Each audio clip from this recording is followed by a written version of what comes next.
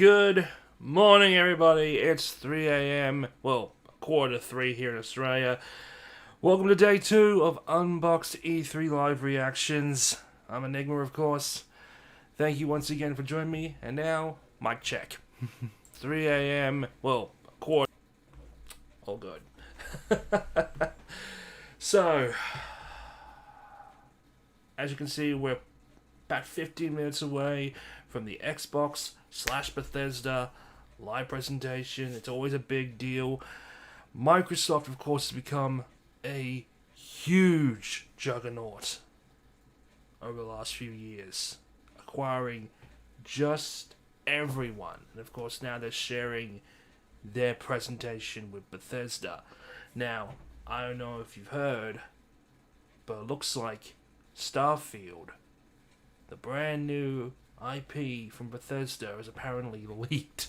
The trailer has apparently been released prematurely online. Oops. That's, yeah.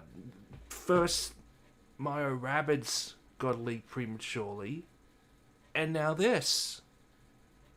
Okay, I gotta lie, Mario Rabbids isn't as big as Starfield, but I haven't seen it myself, but apparently it's just vague. It's not going to be like, super in-depth about what the actual game's about. Although, my opinion is that it's just Fallout in space. I think that's just what it is. We'll be joining in a bit by Bun Squad member Philip. He'll be getting on in a few minutes. He's just getting on his computer. So we're just waiting and just counting down the minutes until Microsoft's presentation. I'm not gonna lie, yesterday took it out of me because we were pretty much on the air for 6 hours. That's dedication. Or stupidity, I haven't figured out what. And honestly, for 6 hours staying up watching those events, it wasn't exactly blown away by what I saw. Like, there was definitely some good stuff I saw, but nothing that really was like, oh my god, yay, this is what E3 is all about. That didn't happen. Ubisoft was like, snooze. The Wholesome Direct had a lot of cute stuff. The Guerrilla Collective Day 2 was surprisingly disappointing for what it was. Even Devolver Digital, I found lacking. Like, this is the 4th year they've done this presentation. Wait, 4th or... Maybe the 4th. Yeah, no, actually, no, it might be the 5th year. It's been the 5th year now of Nia Struthers and all that stuff. And honestly, I wasn't exactly captivated by the lineup of games they showed off. And the whole Devolver Max Plus Pass thing. Like, obviously it's a statement against, all these live services and these streaming things. Like, whatever.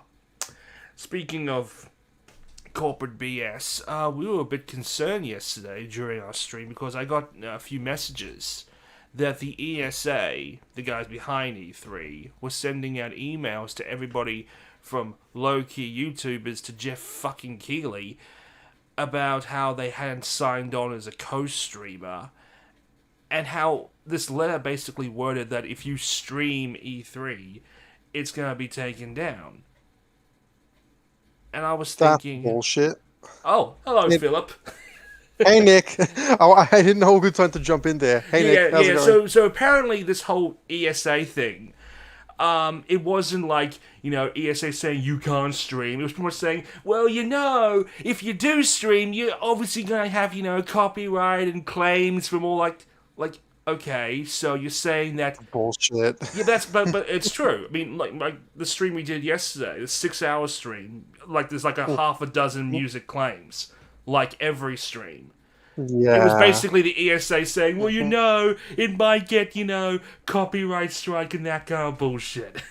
Whatever. Yeah, it might get copyrighted. The only time I got copyright strike is Ubisoft, and I didn't even broadcast Ubisoft stream yesterday. I mean, I watched it, Yeah. but it was like I didn't show it. So, have you heard that Starfield's trailer has been leaked? It's been released prematurely. Yeah.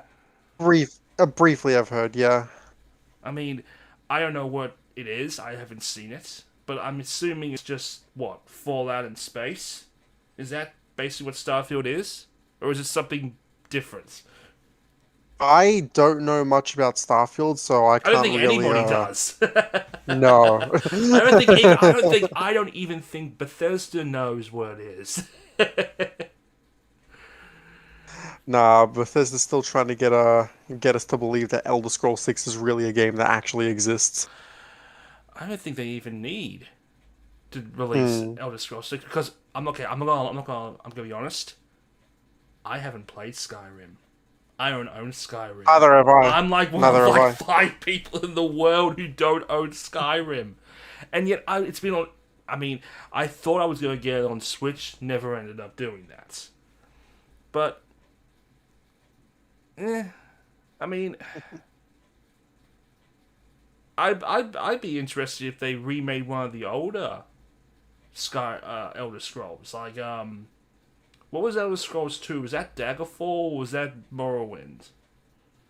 No, Morrowind was the third one. I think it's weird because I barely hear anyone talk about Elder Scrolls 1 and 2, and looking at the games It's because themselves, well you it's really very can't obvious. play them. You really can't play them without Yeah. say DOSBox or something anymore. Because they're really old games. They haven't gotten re-released. Actually, they have. Yeah. They've been well, Oh, they have? not re-released. Like I think Bethesda released like a Elder Scrolls Collection Edition with all the games, and some of them had like DOSBox or something. Like that's what they used with these kind of classic games. Ah, okay. But I only hear, personally, I only really hear people discuss like Morrowind and onwards. It's Morrowind, Oblivion, and then of course Skyrim, which has Well, been that would ported be to fucking everything. actually that would be interesting because Morrowind, thanks to Xbox backwards compatibility, is playable on the Xbox Series X. So that would be interesting. Maybe having like an updated patch for Morrowind for the Xbox Series X, like a brand new HD remastering or something. Yeah. Because that was a big deal. I remember Morrowind was a big deal when it came out. I wouldn't remember because I was let's see, when did Morrowind come out? 2002? Yeah, I was 2 years old. You're well. The funny thing is, you're the same age as the Xbox brand. That's crazy. Yeah. I share the same birth year as the PlayStation 2. Oh my god. I remember being 12 years old begging my mum for a PlayStation 2, and of course they were 750 Australian dollars back then. Yeah, I didn't get a Jeez. PlayStation 2. I didn't get a PlayStation 2 until I was 6 years old. So basically the same year that the PS3 came I out. ended up getting the Uh, GameCube instead. So, yeah. mm, So, what are you hoping to see from Microsoft and Bethesda? What are you excited for? okay. So when it usually comes to Microsoft, and I guess, well, Bethesda's a different story, but when it usually comes to Microsoft, I don't often like expect much. From I'm always like, Microsoft and okay, Bethesda? What are you give me excited a bunch of third party shit, and if it looks cool, I'll probably get it on PC. Because the thing is, I don't. Xbox since 2013, or Microsoft since 2013 hasn't given me a good enough reason to get like their system.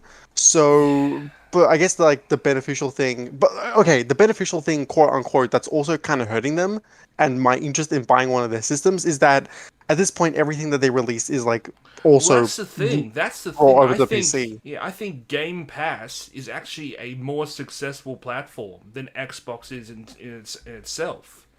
Like Yeah, Xbox as a platform, this is why I think Microsoft is going to, I think, put Xbox as a home console, like the big burly machine, on the back burner because there's already talks about Xbox going into the say Stadia side, like being a streaming device in the next few yeah, years.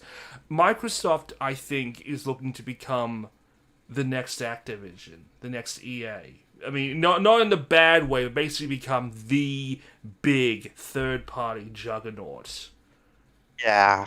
I mean, seriously, if they announced today, "Hey, we're buying Sega," I wouldn't be surprised, honestly. I'd be like, "Oh, okay." Yeah.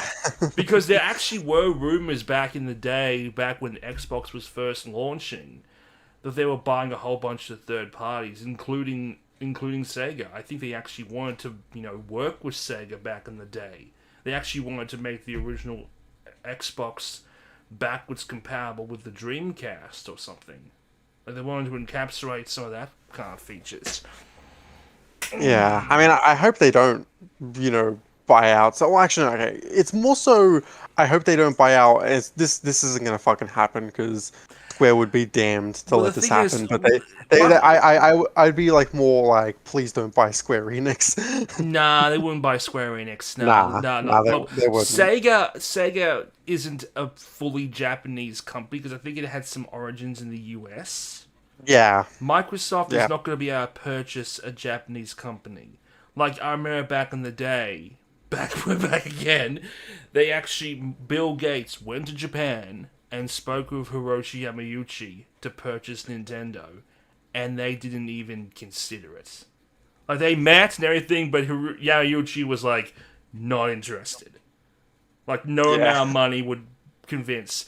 Microsoft cannot buy a Japanese company. You can't have an American company buy like a deeply ingrained Japanese company. Yeah, So just no way. Square Enix, and the thing is, Nintendo's not the kind of company that goes around buying brands. Like everyone's been saying for years, Nintendo should buy Sega. Why? Why? Yep. And the thing is, Microsoft buying all these brands, they haven't been like, "Ha, we own this all. It's all gonna be exclusive." They'll be like, "No. We're gonna have, don't worry. I'm just gonna be on PlayStation. It's all gonna be fine." I think that would be in a better position because I think they could definitely worm their way into maybe putting Game Pass on Switch, because that would definitely help them in the Japanese markets, and maybe even try and worm their way into bringing Game Pass in some shape or form into PlayStation. That might happen. Yeah. So wait, how many games are on Game Pass right now? Because I actually haven't got it. Let me check. Xbox. Because I know when it launched, it had like 100 games. Yeah, Game Pass is a good fucking deal. Let me see. Xbox Game Pass library. Let me check. Are you gonna show me an actual list website? Okay, let me check a different site. Okay, here we go.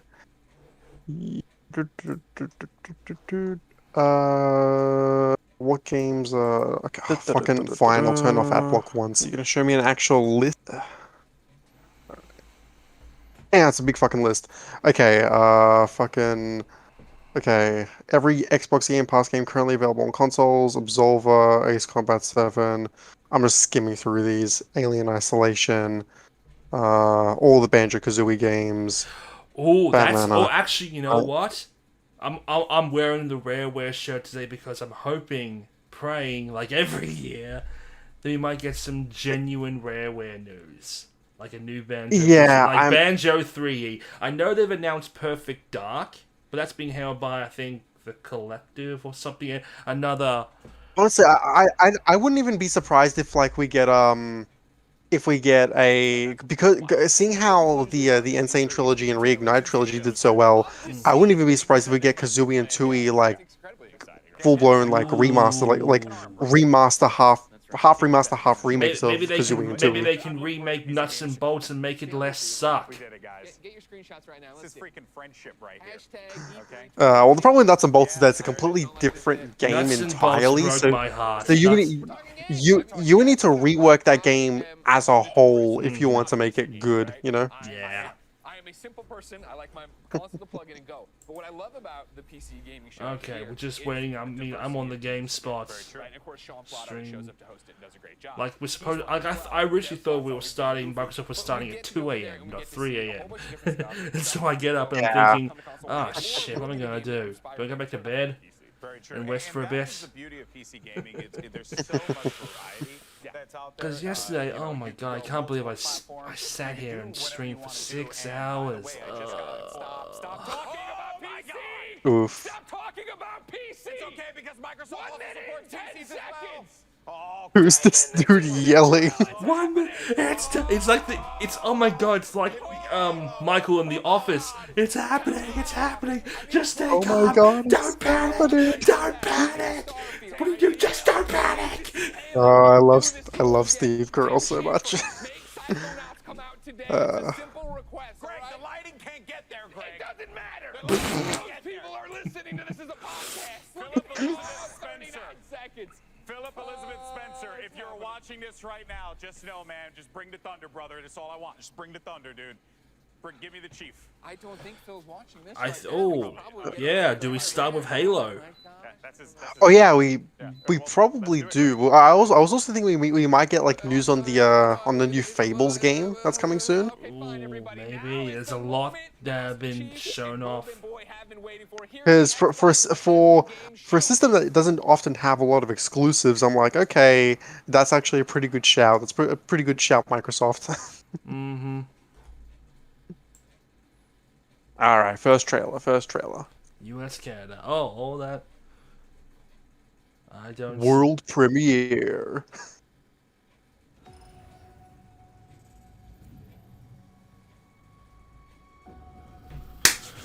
All right, Xbox. Give it to me. Let's see what you got. Sony isn't Show here. me what. Sony Show isn't me here. what you got. Sony isn't here. And unless Nintendo don't show off the Switch Pro, you're the biggest game in town.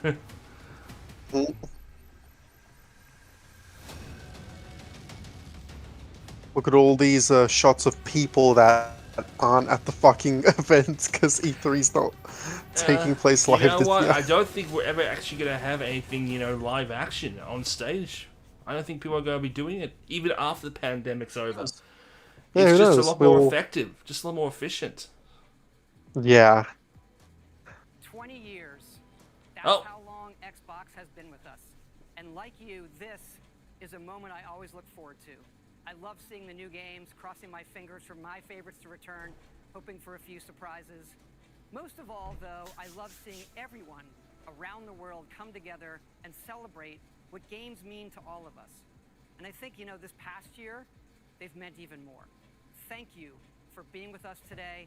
Thank you for the support you give us and one another. Xbox is turning 20. And I wouldn't be here. Fuck, they are if it turning wasn't for 20. the friendships we've had that whole time. How Bethesda, old do you feel we believe right video now? games do one thing better than anything else. Well, I turned 21 in like 4 days, so like I'm starting to feel pretty damn There's real old. magic when you step into a new world Meanwhile, and can make it I'm your own. 32, so fuck We've off. traveled the worlds of Elder Scrolls, Oof. of Fallout, and now, for the first time in over 25 years, we're creating a new universe. Oh wait, here we go. Starfield. Set hundreds Getting of years out in of the way future. at the beginning. It's an epic. Hey, it's already late, so you may as well just get it out of the way. And answering our greatest mystery. It's a game we've dreamt of playing. And it wasn't until now that we have the hardware, the technology, and the team who's hard at work at home to make that dream a reality. We're excited to finally share Sorry, Todd, I don't first buy it. in-game teaser and something to look forward to. I don't buy one bit, Todd. Alpha in-game footage. Creation Engine 2. Performing remote systems check. Helium-3 tanks check.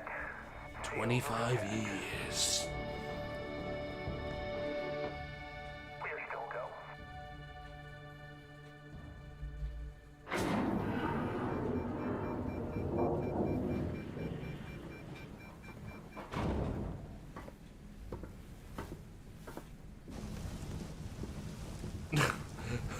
What if Starfield is like a full crossover with Halo?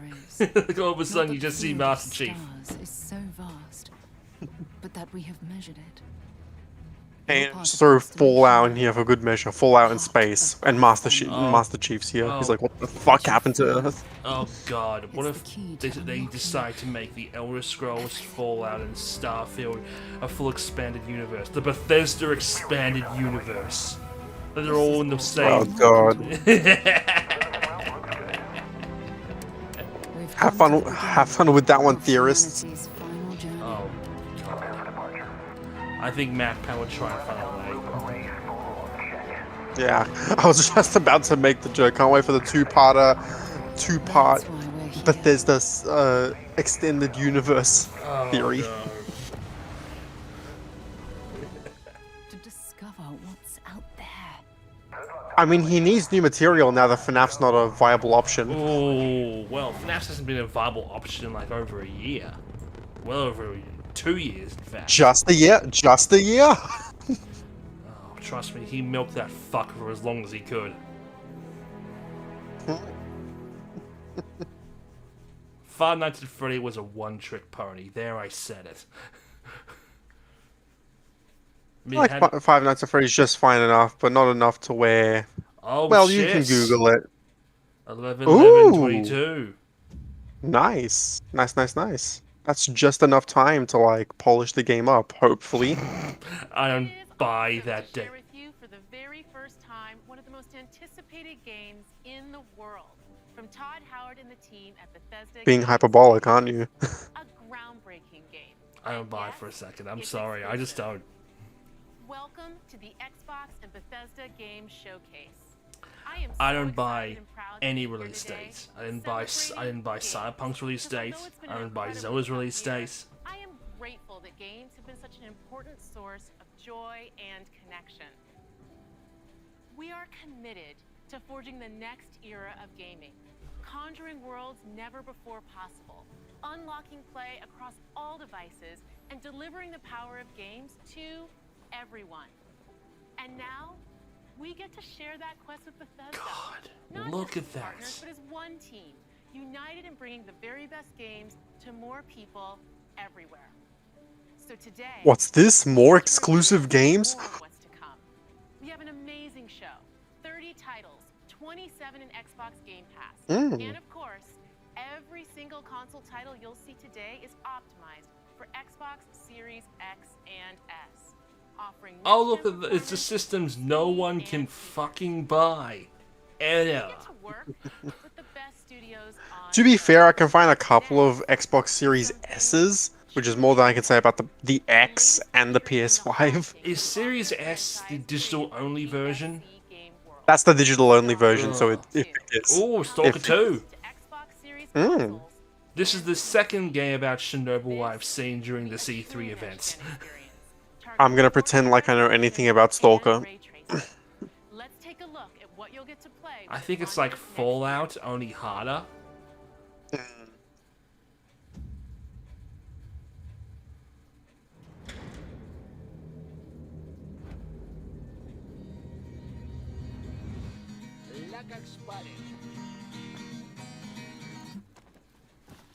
Ну, чё там?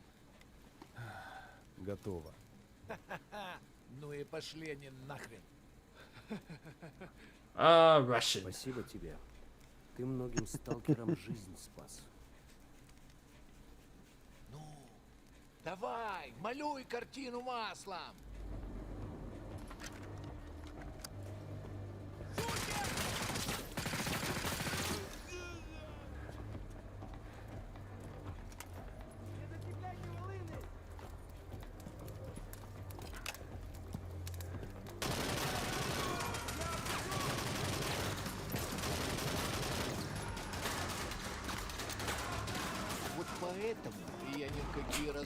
I gotta say, what the fuck is this, like, what are you using for the fonts? Like fucking Arial? Ну не знаю. Между аномалией и маслиной я уже лучше пулю выберу. Oh. The fuck? Okay, so it's what if you mix COD with Fallout? Okay. Maybe. A bit more, you know, and a lot more radiation. A lot more fucked A lot up more radiation. radiation.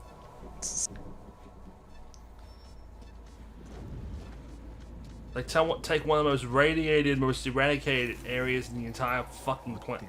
What the hell? А я прям вижу красоту эту. Не первый год в зоне, вроде примелькалась уже, а каждый день удивляет. Зона надоесть не может. Говорят, ты знаешь, где вход в фундамент. You know, kudos to them for having the game in like mostly another language. It seems, in like mostly in Russian. Well, it is set in Pripyat. Ah, well, that's yeah. Obviously, it is set. I mean, Chernobyl is.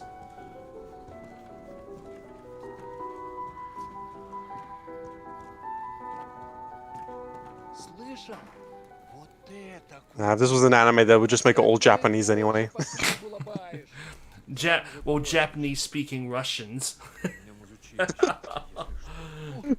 would absolutely fucking do that. Может, вам ученых? Профессура. Они вам лабораторию найдут.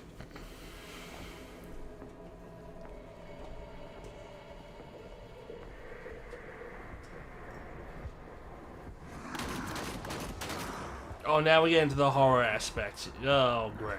Yeah. Oh, Jesus! Jesus! Fucking Christ. Ты же его на вылазке таскаешь. Чего-чего, а дружбы в зоне я точно не встречал. Это верно. Он мучился? Нет. Это хорошо. Он этого не заслужил. А пулю заслужил. Жаль, что ты так с ним поступил. Мне тоже. Считаешь, я не думал, как обойтись без его смерти? Она не могла быть свободна, пока он жил. Зато теперь посмотри на нее. Нет, Скиф, я не отдам ее никому. Зона дала мне жизнь, новую жизнь. Жизнь, которую я готов вернуть, если потребуется.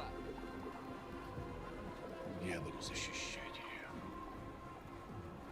Всегда. I'm assuming her is the plant or something, or the core. I'm assuming. Oh, Joe. I think that's her. Похоже, пора. И куда ты теперь? В Припять. Нужно с ним поговорить. Удачной охоты, сталкер. Uh-huh, huh. He said it. He said it. Heart of Chernobyl. I wouldn't want to be in the heart of Chernobyl. I like having my limbs.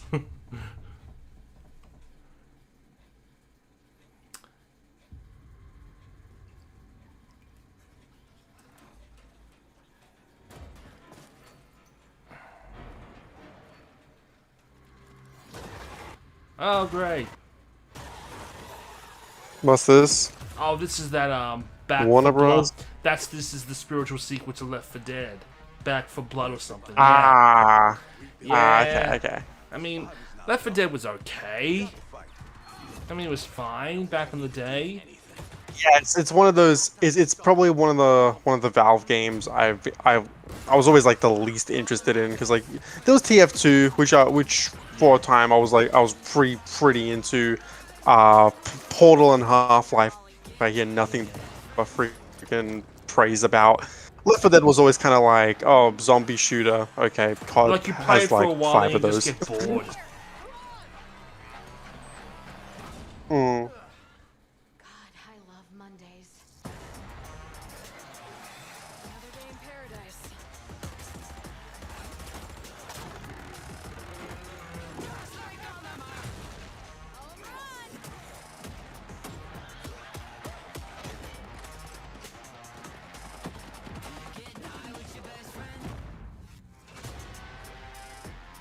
mean, again, there is fun to be had here, but like again, like Call of Duty has like freaking a mode like this in like 5 of their games. Yeah.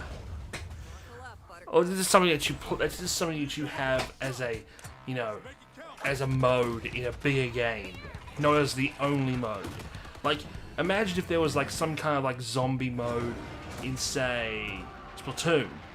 Or actually, you know, imagine if Salmon Run was the only thing instead of the full Splatoon experience. This is what I feel when it comes to Back 4 Blood.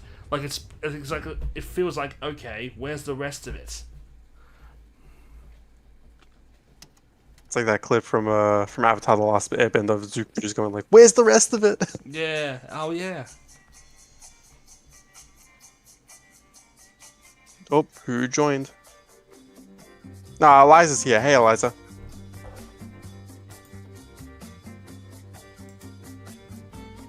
Oh, we got another friend. Well, maybe we can hear her. What's going on?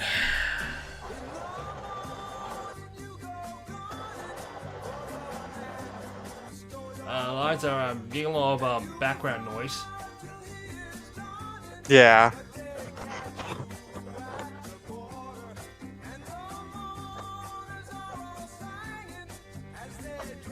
A co-op, open world. Oh, what's this one?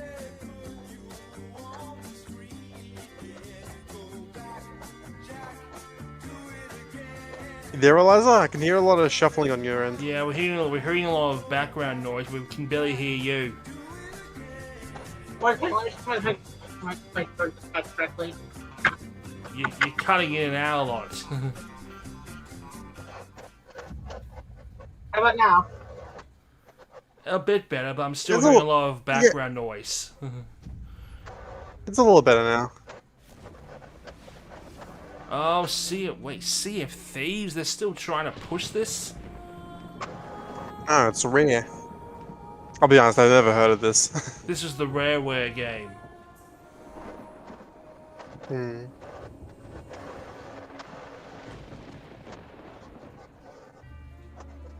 An ill wind blows from beyond the horizon. A new danger is coming on the tides. And the one who might stop this ruin, trapped for all forever in the sea of the I have a friend who really likes playing this game. to save the pirate life. Yo ho yo. You must You are a pirate. I mean, art style seems pretty fine. Didn't realize we had company. Was it Jack Sparrow? Oh, Oh shit, that was it. Actually is. God damn it, you I was half joking.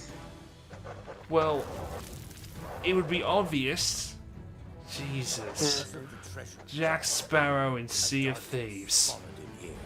It's probably to hip up the fact that there's another pirate movie coming out like in a year or two. The sea holds Wait, they're still going ahead with another pirate movie? Yeah, they already announced it. How many is that now? Oh, neat. Wait, with Johnny Depp? I don't remember if Johnny Depp is attached to the next one, but I think he has. Let me check. A legion of dead, angry pirates. Oh yes. And now one TV shows. Hey, Lisa, do you have a headset or something, or are you just using like an onboard mic? I'm using a headset right now. It's just I'm using my crappy headset because I haven't connected my good one. Yeah, because it's just I can only understand you half the time. Yeah, this headset is normally used for a video game controller, so it doesn't work the best with my computer. It is, yeah, it is better now, I will say. Because before, like, you were cutting in and out like crazy, but you know, now it's I can at least understand you fully.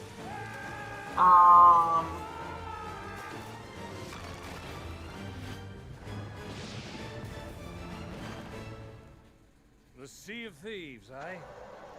Bring me that horizon. That sounds like the same person who did Jack in KH3. Actually, now that I listen to him. I wonder how much they paid Johnny Depp to actually do this. Nah, like it's If Johnny Depp's not gonna do Jack Sparrow and like literally anything else other than the movies, I don't think they're gonna get him for this. Ooh, Yakuza. The entire Yakuza Get series, Including Like a Dragon. I have never played a Yakuza game. Me neither. I need to play Yakuza so badly. It seems like something that I am going to absolutely love, but I just need to find the time. Yakuza is basically Shenmue if interesting things happened in it. It's Shenmue if it was actually good. Yeah. Oh, I feel bad for the people who backed it. What the? And hell, I backed it too. I think everyone should just kind of forgot that Shenmue really wasn't all that good to begin with, even with the first game. It was just kind of like it was that ambitious when it first came out. I like Shenmue. Whoa. 128 players? Just the new Battlefield. This isn't it? Oh, 128 players on Battlefield. Fuck off. I don't really care. I never really liked the Call of Duty Battlefield games. Battlefield. It's like Battlefield. It's like Call of Duty, except it doesn't come out every year. It comes out every 2 years. Like, if you actually showed me gameplay of Call of Duty and the latest Battlefield, I wouldn't be able to tell which one is which. Honestly. Yeah, same. Honestly, the earlier COD and Battlefield games were like pretty fun, but like the more recent ones, I could just Modern give less of a shit about. 1 and 2 were interesting, definitely appealing, but everything else afterwards, not just from Call of Duty, but modern military shooters in general. Black Ops games are pretty good, but mostly COD's gone down the shitter. Battlefield was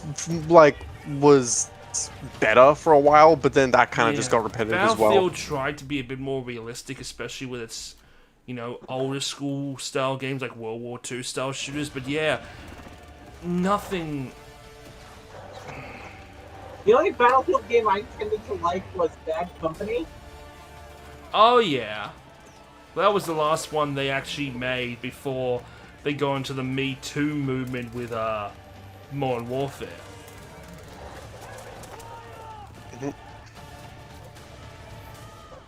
And I mean, they all function. Like, yeah. I remember playing like the more recent Modern Warfare game, like the new one they came out with like a few years ago. Like, I remember playing that at a friend's house, and that it was fine. It was lifeless. If it was soulless, if it was empty. What's worse is that they take all these good studios that they have. Like Activision just took Toys for Bob, the guys who made the new Crash. You're fucking pissed about that.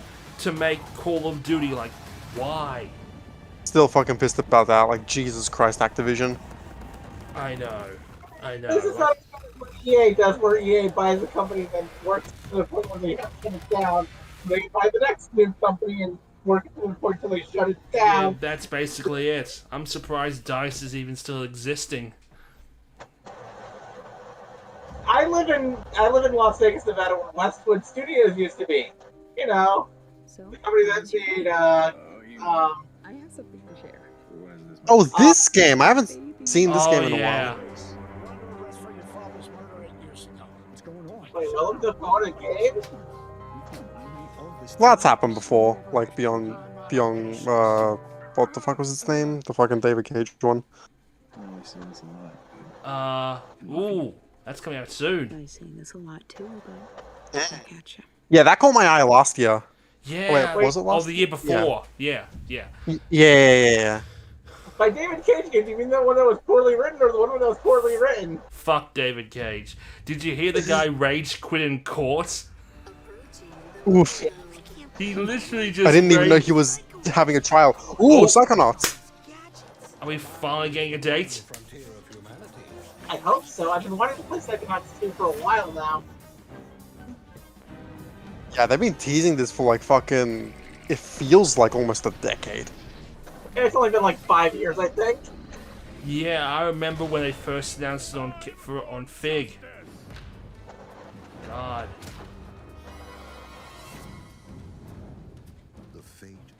I want to who played the original one when it first came out. Yeah, I've got the original on Xbox. Oh, it's so good. I used I got the I ended up buying the version on PS4. Still haven't played it yet because again, just busy with a ton of shit. But like, it's definitely in the backlog. Something I definitely gotta check out soon. This is the game that made Psychonauts is the game that made me like Double Fine. Because of their first game I bought, I think. Find some bacon. I'm going to ignore that last part.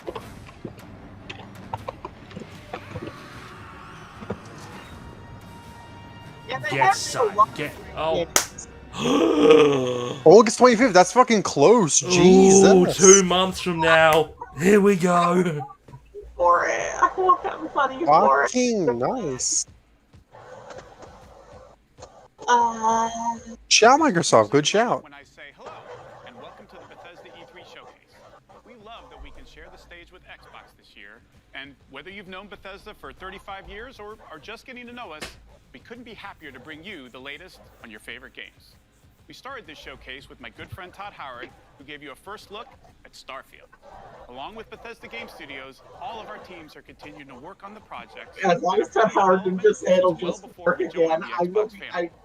So rest assured, the games you've been expecting and hoping for are still in the works. I want to be And today, excited for we're bringing Starfield, 10 but more titles to Game the fact Pass. that Todd Howard was involved in its creation. So, That includes several id Software games, like the award-winning Doom Eternal.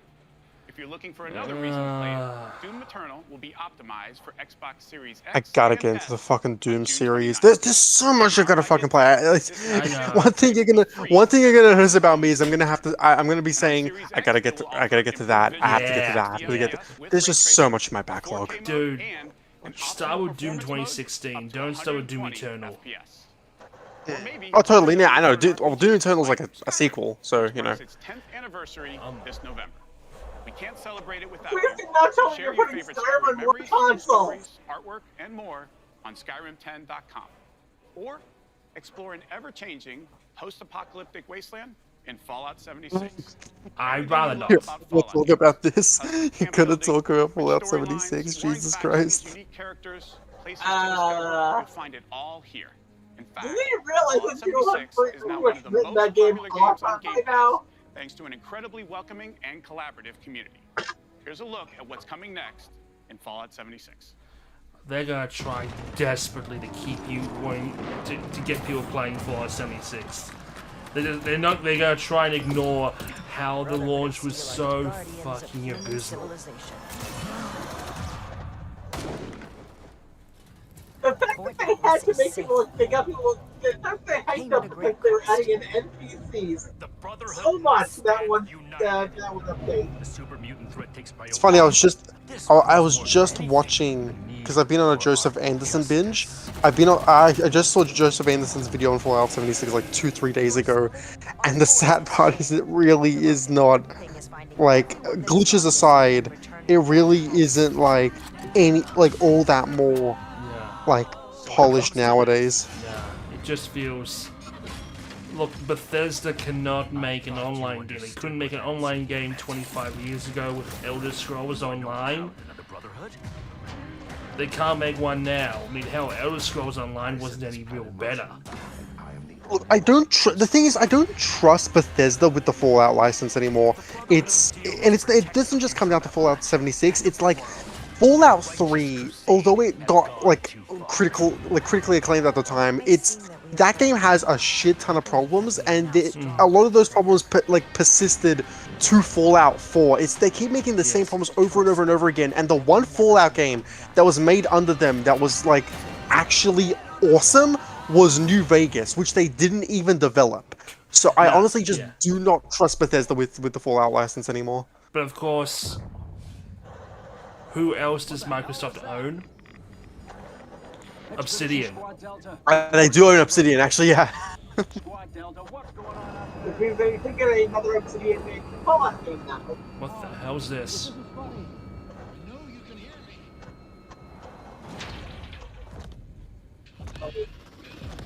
Is this a Fallout? Oh. This is Fallout. Is this a new Fallout? Holy shit, what is this? Is it Fallout 5? Is it Fallout... What the hell? Is it? Wait a minute, what the hell have they done? Is it the pit? Oh, never mind. Okay. For a second I thought, wait, are they bringing back the original Fallout 3? Open world playground with an amazing community. I know they're not using new and Fallout, not having a pit expansion to 76. They had us in the first half, not gonna lie. Our players are enjoying the new Blackwood chapter, part of the Gates of Oblivion year-long adventure. We've got a lot more to come in ESO, including the conclusion to this epic story later this fall with ESO Deadlands. Ah, yes, the Elder Scrolls Online, the most popular MMORPG, you know, aside from World of Warcraft, and Star Wars The Old Republic, and Final Fantasy XIV. Mm-hmm. Yeah. And Phantasy Star Online. And Phantasy Star Online. Which... Somehow I think that Dragon Quest X is also more popular, and that hasn't even left Japan. Actually, you know what? With Square Enix's event afterwards, I'm hoping they announce that Dragon Quest X offline version is coming international. Is getting a localized release. Because god damn it, we need Dragon Quest X. That's the only hope. That's the only hope for that game ever coming overseas. I was so pissed off when I was watching that Dragon Quest presentation, and they made it very clear that Dragon Quest X had no plans for an international release. Like, why the f not? Like, come on. To be fair, at this point, it's really overdue. So I can understand why they wouldn't want to fucking do it. I think they're at the point they've had for so long. There's no point to start localizing it. Like, it's been on the Wii, the Wii U, now the Switch. What the fuck? Especially because it would be so. Especially because it would be so much to fucking translate. Oh yeah, they couldn't even do audio. It had to be all text. What the fuck am I looking at? The fuck is this? What the? Is this? This is Fall Guys with stuffed animals. Fall Guys with furries. Oh my god, it's furry guys. Pick your fuzzy father. For real guys. Why is everyone getting electrocuted? Wait, it's a fighter game? What? Yes. What? Why is everyone moving like they have a concussion? It looks like the Why is everyone moving like they've got? I think they've got electroshock collars. They're moving like they're wearing mascot suits. The mascot suits are not easy. Oh my god, that was through that fucker in the fire. That was grim. Oh look, tentacles. Well, I've seen enough hentai. I know where that's going. I just party like an animal. Joke. Why does that thing have such a punk hairstyle? Party animals. Oh my god. Oh, Hades. Oh, it's finally coming to Xbox. I still need to get around to neat. That is, oh my god, it's so fucking good. And Prince Zag, oh my god, his voice just oozes sex. Like, ugh. Like seriously, he is on the list. He is on the list of characters I would go gay for. I'm not even joking. Lol. Kind of like how almost every single character like Yes, you can pet Cerberus. You can pet the three-headed dog. Hades. Oh, physical release. That's pretty close. Damn. Ooh, that's always nice. Don't have to Absolutely. rely on a limited run. Not that I'm complaining with limited run. No, well, buy the thing any is, of I this think stuff. Hades is available, I think, at EB Games as a physical release. I've been meaning to get it for a while. Just haven't gone around to it.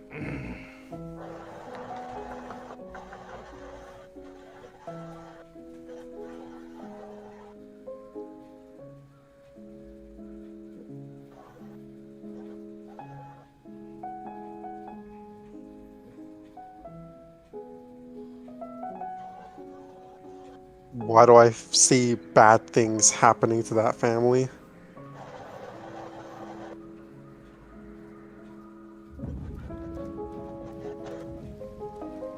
Okay, Microsoft, we get it. You really like your dystopian worlds. Do we need to have like 10 games with dystopian worlds? Who's making this game again? I didn't see. Oh, I don't know if they showed. Why am I getting Playdead vibes? Like Inside and Limbo.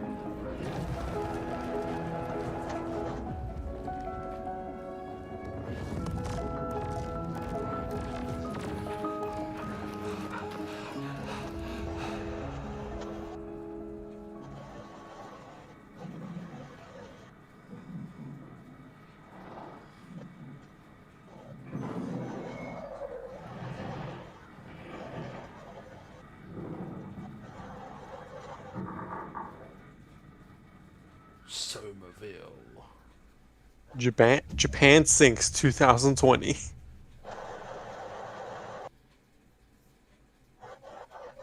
This holiday marks the 20th anniversary of Xbox and the 20th anniversary of Halo. To our millions of passionate fans, thank you. We wouldn't be here without all of you. Our goal has always been to bring players together. And for the first time, we're thrilled to offer our entire multiplayer experience to all players across Xbox and PC with no barriers. Halo Infinite Multiplayer will be free to play and invite more of you than ever before to become a Spartan hero. I'm excited to be here with Joseph Staten, the creative director of Halo Infinite. From helping craft the original Halo Combat Evolved to leading the fan favorite Halo 3 ODST, Joseph is a Halo visionary. It is so great to have him back with Halo. Thank you, Bonnie. And hey, everybody. For us, and I hope many of you, Halo has always been about heroism and wonder. Halo for me has always been about Red versus Humanity Blue. safe against impossible odds. Oh, I miss Red versus Blue. It's still going on. This is just one part of the Zeta Halo ring. The last season was but we've ever built. that's because they decided to swap up the entire cast. Oof. For the first time ever. And I didn't really get a good feel for the new cast's personality with just the one season. The heart of Halo is Spartan 117, the Master Chief. In the next chapter of the Chief's story, he'll face his greatest challenge yet. But you're not alone in the fight. Oh, the main batteries are shut down. We're stuck out here.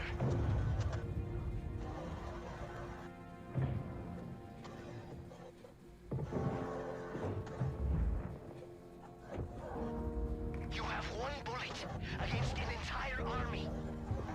What can you do on your own? I told you. I feel like the Halo franchise really needs another like banger of a game because they haven't had like a really like critically acclaimed one since I want to say they've been pretty forgetful since, well, Reach.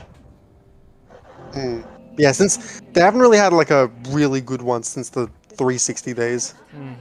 Well, since of course this days when Bungie took the helm. Like 343 is pretty much. If you knew how you were going to die, you knew.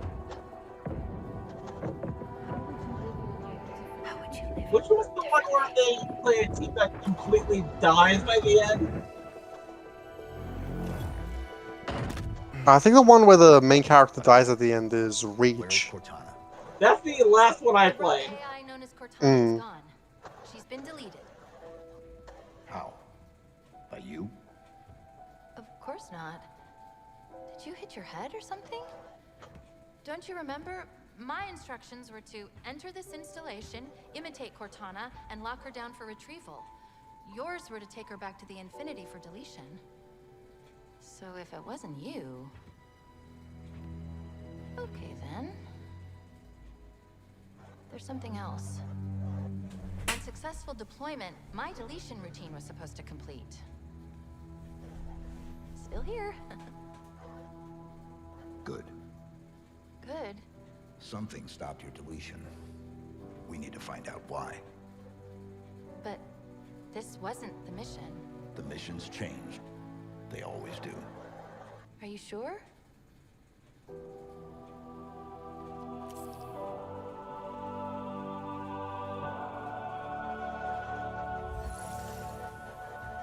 I knew they were gonna cop out with Katana. Of course, you can't have a Halo game without multiplayer.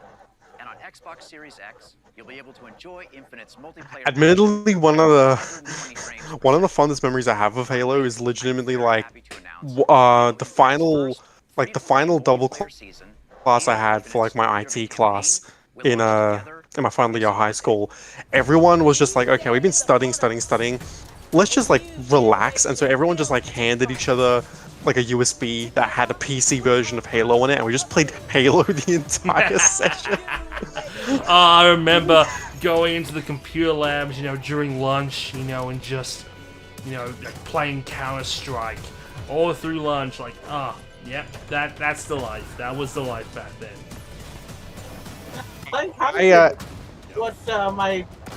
That's pretty much all we did during my computer class in high school. Just played Counter-Strike.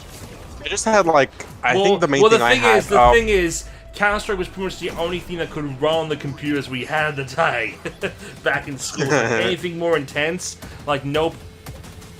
Like I think my laptop. I think the laptop that we were given, I just downloaded a bunch of emulators, like SNES and GBA specifically, and just played on those all throughout lunch.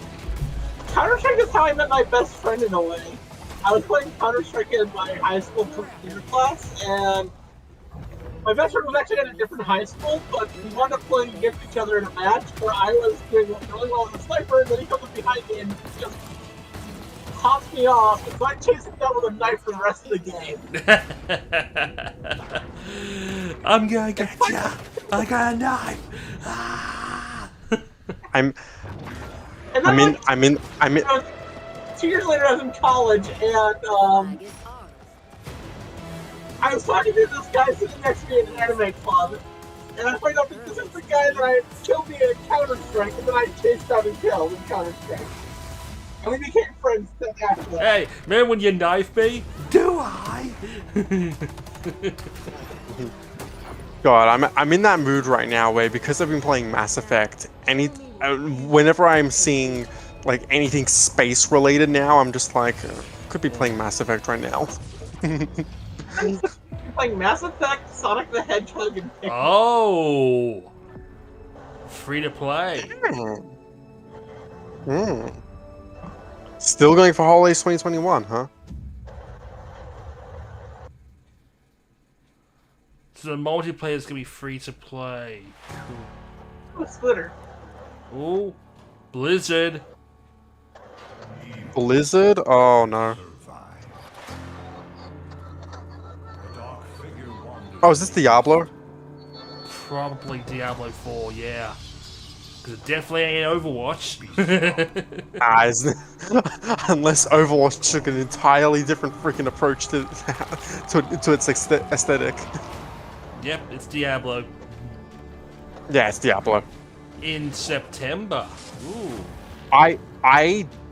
This is probably the 2 remake, because like I haven't played Diablo, so oh yeah, I don't think so because they already confirmed Diablo 2's remake is coming out this Yeah, so I'm assuming that that's what this is.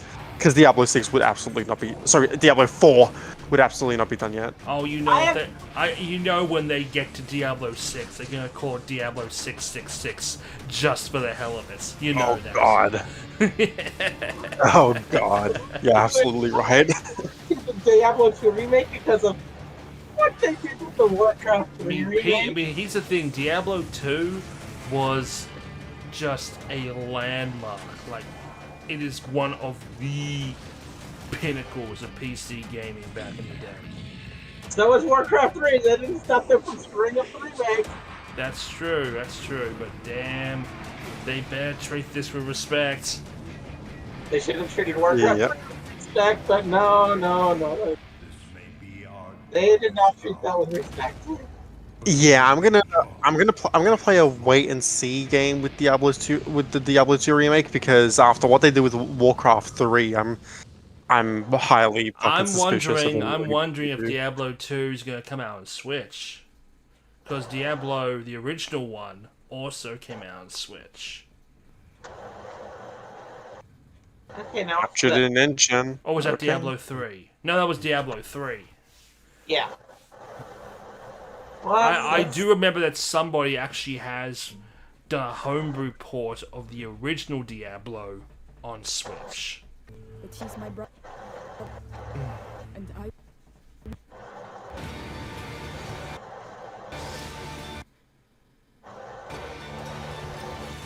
What the heck is this? Is the audio cutting out for you guys too? It is. Oh, I thought that was just me. Nah. I thought it might be my headset, but God. Chat's just like lag. My God. Lag the game. They did not make sure this was optimized. Wait, is this Fable? Is it? This would be a really fucking awkward time for it to be Fable. Yes, it would be. Please do not be Fable. I would have liked to jump a Plague Tale. Oh, a Plague Tale Requiem. Okay. Cool. That was so much lag. Yeah. Oh god. Awesome trailer will buy. Have been captured at 40k, 60 FPS with Xbox Series X. Oh.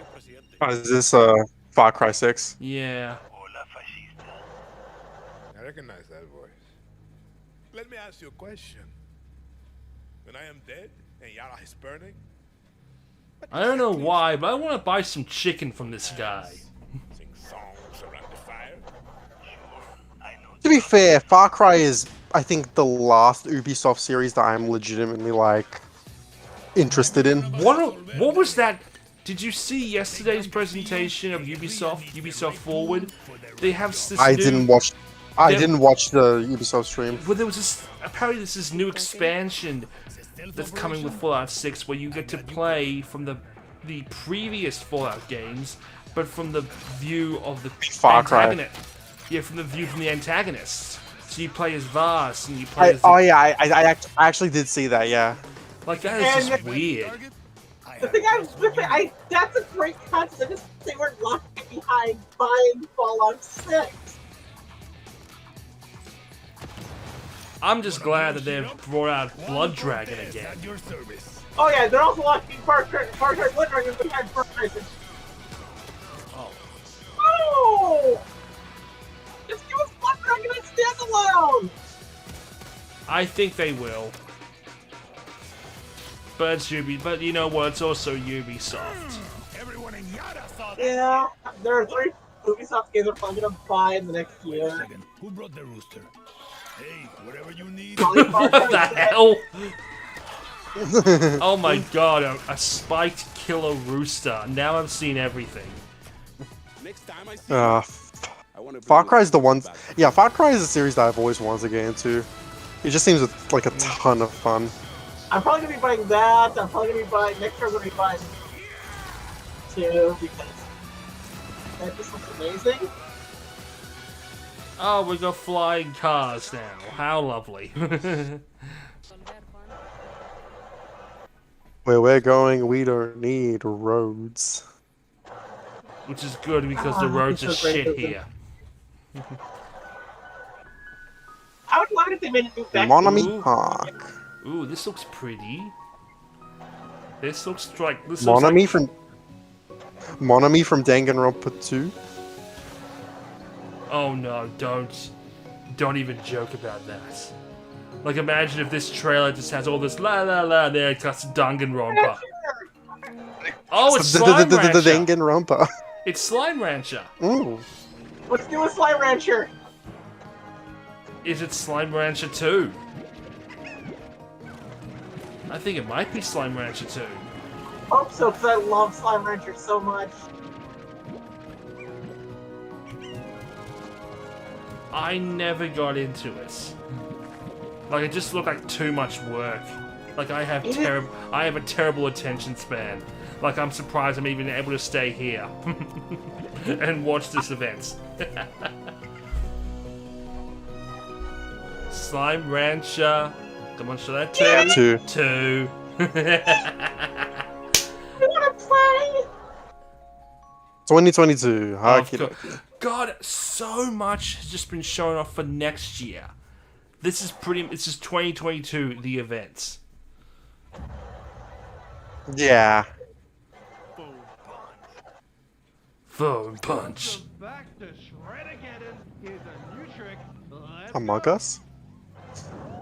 I'm sorry. What? I made an Among Us joke.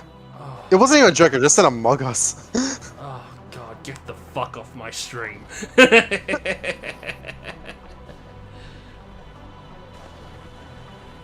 Looks like a decent wording game. Doesn't have great music though. Just looking at the ambient music.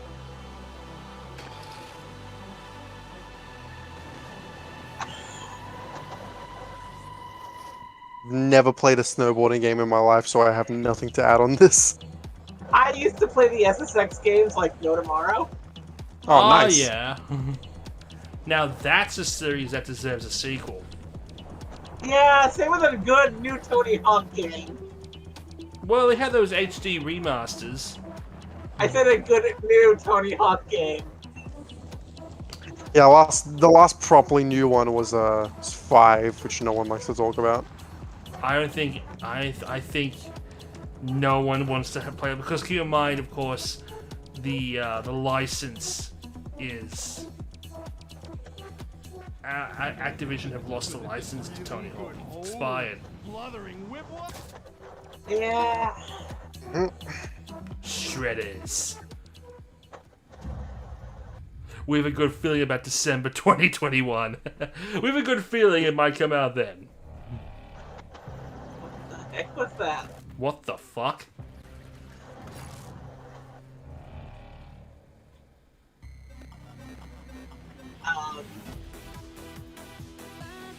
What? What? Context, please! Cyberpunk 2078.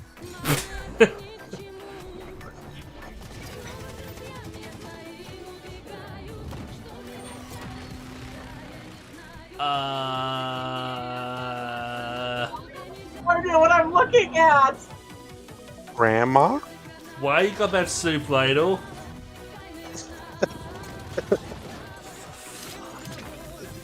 Why is Europop playing over this? What the kind of music? So I guess the crash test dummies are the villains in this. What the hell did I just see?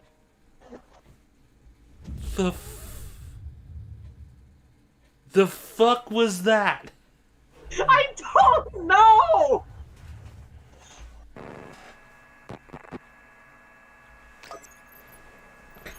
Ooh. Okay. Commodore 64. Ooh. Okay. I'm getting PS1 vibes. Getting retro. Things all blocky. Yeah, because that's the thing that people need to discuss. The PS1 designs in vogue now. Like you've seen a lot of indie horror games Yeah, stylized like PS1. We're getting to the point where, because like, first it was okay. Now everything has to be stylized in 8-bit. Now everything has to be stylized in 16-bit. Now we're at the point where the N64 PS1 style is like which the is new funny age. because if you go back and play those PS1 games, it can be like, oh my god, so blocky but now it's like, hey, it's retro now. That means it's cool. Now we can be all artsy fartsy about it. Yeah, pretty much. Like I did see a first-person Silent Hill inspired game recently that I will admit definitely was genuinely fearful. Like, oh, Although I will admit, when it comes to 2D games, the PS1 still has some drop-dead gorgeous-looking sprite games. Like the Mega Man X games on the PS1 are amazing. And of course, Castlevania Symphony of the Night, which hasn't been matched. Replaced. I still say that my favorite Castlevania.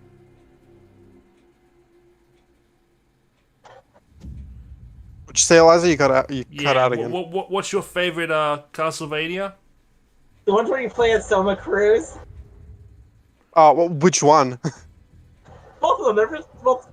Okay. Like I know there was some Game Boy Advance ones that were pretty damn good. Yeah, the Game Boy Advance games and the DS games follow in the suit of Symphony of the Night, and yeah, they're really good games, especially the DS ones. The DS ones are so good. My biggest, I really like Bloodstained. My biggest issue is at the art style. They didn't need to make it with 3D sprites. Like, if it was like a 2D animated, game, I think Bloodstained would have been so much better. It would have performed a lot better as well on the Switch. And of course, mushrooms. But not those kinds. We've also got something that literally no one was asking for. The cute spider. Okay, no, I'm tapping. I'm tapping. No spiders, please. Nope. Oh, they have an arachnophobia safe mode where it turns into. That was actually scarier than the spider. Arachnophobia mode. It turns into the giant thing with a giant. Yeah, I've heard of this game from a YouTuber I watch. Yeah, the game has an option to turn off it has an arachnophobia mode to just turn off spiders. I remember there was actually popping up. There was an arachnophobia mod for System Shock 2. Oh, wait. Hang on. What? There are 3 imposters. No, not 15 players now. No. 15 lobbies are coming. 15-player lobbies are coming. No. Fuck. There's 10 people weren't enough for you. God damn it. I don't even have 15 friends. My there are 7 or 8 people for each game that we play. Oh, it's finally coming to Xbox. Finally. Now we're gonna have to find even more people for the eventual streams that we're gonna do with Zen. Oh, when the fuck are we ever actually gonna do that? once Zen finally gets her puppetry, her puppetry. Oh, this is the Suikiden spiritual sequel. Oh yeah, I heard about this. I want to play this. Wait, I'm surprised they're actually showing it off here. Because they just finished their Kickstarter just a few months ago. I remember covering it on my YouTube show. Like, somebody to join Zen in the streams for playing Among Us. I love playing Among Us. I love the Octopath style. Same. Oh, speaking of which, what did you think about that Dragon Quest III remake that's being made like Octopath? Fucking gorgeous. Like, imagine if they remade Chrono Trigger or Final Fantasy VI like that. Oh, take my money. Take it all. Take all my money. I would prefer to put as chapters of the Chosen made in that style rather than Dragon Quest. We gotta get a date. And Nope. Rising. 2020. And 20. What? What? Coming. What? Oh, what the hell?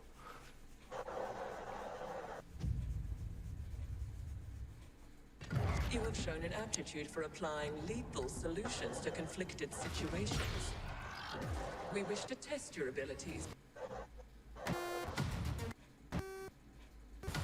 Nah, it's lagging again. It's lagging again. Oh, GameSpot. This is why you test your streams before you do them. The Ascent. Okay. Eh.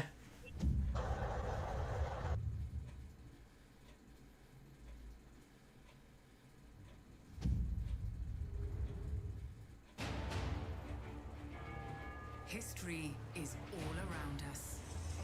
Okay. Wow, that footage looks so real, so good. It looks real. Oh wait, it is real. This is just pre-rendered footage. Yeah. Oh, like they could actually have graphics that good. If history was in your hands, what would you build?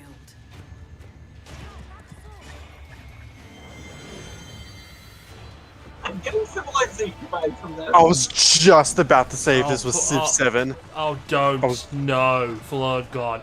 My dad just got into Civ 6. Don't announce Civ 7 now. Don't. What will you be remembered for? Wait, Joan of Arc? wait, wasn't there a game on the Xbox 360 that also dealt with Joan of Arc?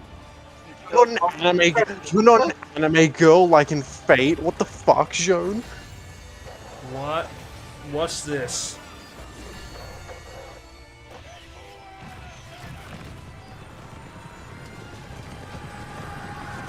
I don't know. Oh, Age of Empires! Oh, nice. Oh, shit! That's Oh, a series I haven't wow. fucking heard of in a while. That's something new. Age of Empires 4. It's been a while since we've seen an Age of Empires game. Yeah, it has. Apparently it was already announced, but I didn't know that there was a fourth game being made. I know they were remastering 2 a while back. Hey, seriously, the last Age of Empires. Age of Empires. What? This better not be Avatar again. No, it's not. Will this creature be in the game? No. Say goodbye to it forever. Hey, okay, that's kind of cool. Whoa, whoa, whoa, whoa, whoa. Is this World of Warcraft? No. What is this? Slow motion shots. What are you talking about? World of Warcraft is known for its guns. What are you talking about? Sorry, for a second I thought it was like the, a big monster. I don't know. I don't know what I'm thinking. One thing. We must gaze over an epic shot of a world. And there should be lens Why? flares. Very meta. There should be lens flares. Very meta narrator. Is this? Hold on. Haven't finished the design. I'm not gonna say anything until the actual title pops up. Or finished any game. Wait, is this Hitchhiker's Guide to the Galaxy? In fact, the only thing they have finished is the title. The Outer Worlds. Yeah, Outer Worlds. Yeah, no, I was gonna say, is this Outer Worlds? Cause the background. Outer Worlds 2. What? Already? Outer Worlds 2, what? I mean, the first one I hear good things about, but holy shit! Because the background with the moon in like the background, I was thinking like, is this Outer Worlds? But I didn't want to say anything because I thought it was a stretch. Dude, I predicted it was fucking World of Warcraft. I don't think yours would have been a stretch. Okay, Age of Empires 3 came out in 2005. It has been 16 years. Age of Empires 3. Is this Flight Simulator? If it is, I don't care.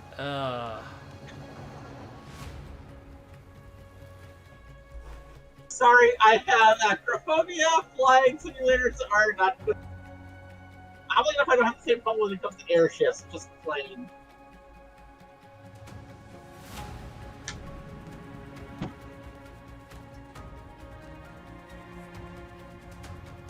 Man, that pop-in is ridiculous. You know, it just keeps changing locales like within seconds. I know it's good for it, if you ask me. I mean, if it's a simulator, then that's to be expected. Mm-hmm. Like, people will pay, like, a lot of money for Pacific airplane models. Like, there are a lot of, like, expensive-ass mods for Flight Simulator. Like, you wouldn't believe. There is a video game I will not get into. Play it, because I know that I would go broke the minute I start. Oh, imagine playing this with the Oculus Rift. There's a game called Train Simulator. Yeah, Flight Simulator, there you go. Yeah, I'm pretty sure there is a train simulator too, yeah. Yeah, if you wanted to buy every single train Next model, month. it's Okay. over like $10,000. And I know that if I ever start trying to play Train Simulator, I would immediately go broke.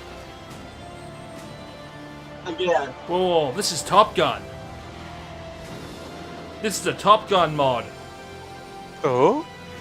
Oh, what? Maverick, it's Top Gun.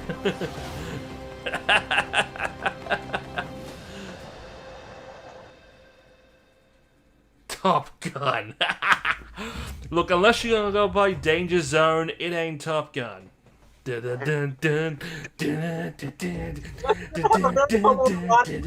Xbox console exclusive. What is this? Ooh. All scenes captured in engine. Wow, this Horizon. Those are some nice palm. Man, this Banjo-Kazooie remaster looks awesome. I wish. Oh, it's Forza. It has to be Forza. Yeah, I was gonna say this looks like it's gonna be probably Forza. Yeah. Ah, the There we go. fucking car. Oh. God. Cars you could never afford. I might want to play this.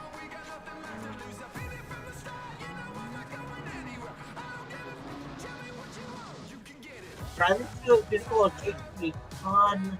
Your gamer brother's favorite racing game.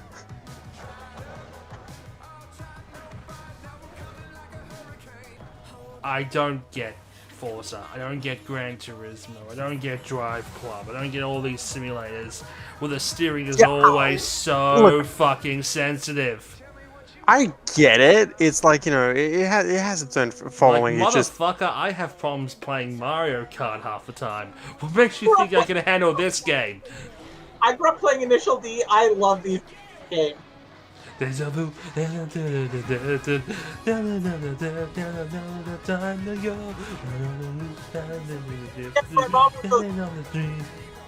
My mom was a racer, so it just kind of passed on me for liking cars. Is that a volcano? Are you driving near an active volcano? What the fuck? Yeah. I want to drive near an active volcano. Let me get this straight. You don't want to fly, but you want to drive near an active volcano. Yes. Hello, I'm Mike Brown, Creative Director at Playground Games, and I can't wait to Yes, show I you know what it's we've weird. been working on. Horizon is known for fun, freedom, and beauty. It's a car game. It is a racing game. Fuck off. Diverse Mexico. This is the largest and most diverse open world ever in a Forza Horizon game. And there is no better car to explore it than the stunning AMG Project One Forza That is a Edition. beautiful car. In unparalleled detail and with ray tracing in Forza Vista, thanks to the power of the Xbox Series consoles. I've invited along some of the team to help give you a taste of some of the amazing content that's waiting for you in Forza Horizon 5. Please welcome Bill, Maddie, Sierra, and Don from the Forza team game. Hey, Mike. And there is Hey, guys, no what's better up? car to Hey, everyone. explore it than Hey, the what's up, stunning Mike? AMG. And we also have Abraham with us as That well. is a beautiful He's one of the car. talented actors who will be appearing in the game. Bienvenidos a Mexico. I can't wait to show you what we've been working on. We begin in the rainforest on an expedition. This is a new campaign mode in which you set out on an adventurous journey across Mexico to explore new locations and discover places for the festival to expand. I'm on the river now. We're getting close. There you are. How's the expedition going? I'm racing a car through the Mexican jungle, Rami. Doesn't get much better than this. I want to play this. I can see some ruins up ahead. Bienvenida Alpsmal. Look out for the flamingos. This city is still a jewel of Mayan architecture. You get to drive into a Mayan temple. Oh god. Yeah, that's pretty fucking cool. That's pretty dope. Unless you can actually explore like Lara Croft, like, alright. Xbox Series consoles allow us to capture every last detail, right down to the individual needles on these Choya cactus. It goes down to the needles on the cactus. Oh my god. Maddie is behind the wheel of the AMG Project One Forza I'm in mission love. Mexico's lush living desert. The perfect place to meet up with friends. Well, if I can't see the individual needles on a cactus, I don't want to play it. Everyone else we see here are real players. Yes, the individual needles on a cactus that, you're totally going to be seeing while you're zooming past. That is vital to this, you know, racing game. Head out to the coast and meet Don. Don is already on the move, exploring the AMG Project One Forza. I'm in love. Mexico's lush living desert. The perfect place to meet up with friends. Well, if I can't see the... Hey, what's up? This is a mural by Mexican artist Farid Rueda. Just one of the many beautiful, This is faithful very pieces of gorgeous Mexico stuff. you'll find all over Forza Horizon 5.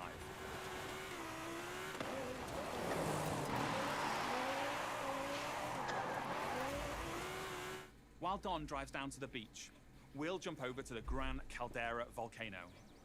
Check out this geology detail, implemented with precision accuracy using photogrammetry data captured on location atop an active Mexican volcano. We went to an actual volcano to make this as realistic as possible. We are fucking insane for a racing game. We got actual geological data for a volcano for our racing game. Oh my god. Oh, talk about trying too hard. God damn.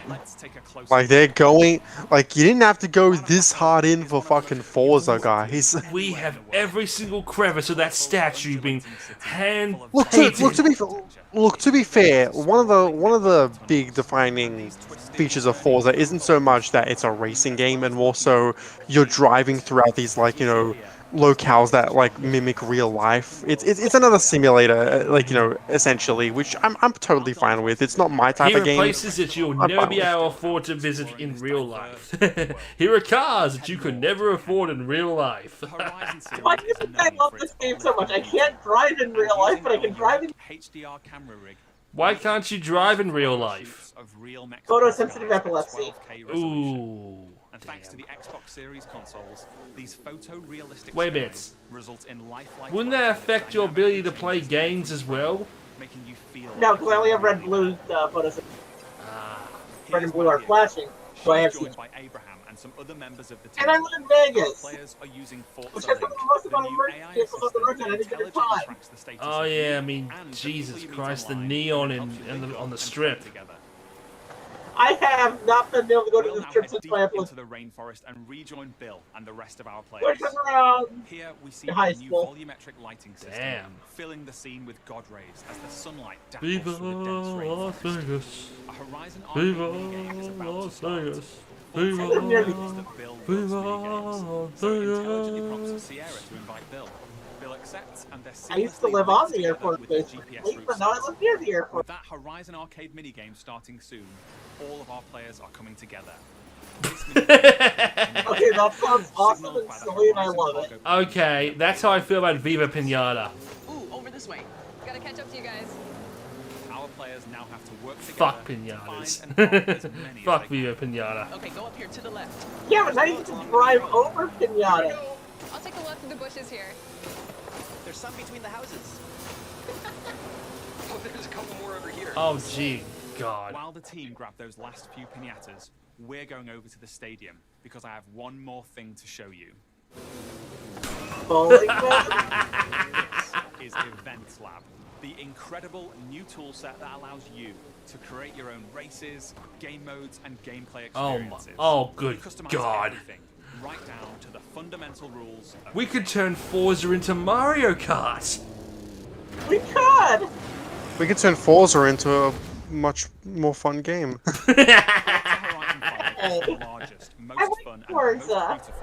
I'm jesting. I'm perfectly fine with the Forza games. Just not my kind of games. Kind of like how flying games aren't my games. November 9th. Thank you so much. I'll see you I all in just like Mexico racing later games. this We year. took all this time to plug Forza.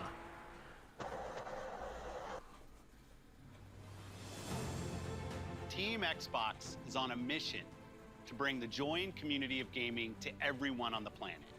That's why you, the gamer, are at the center of everything we do. The gamer. We showed you 30 games.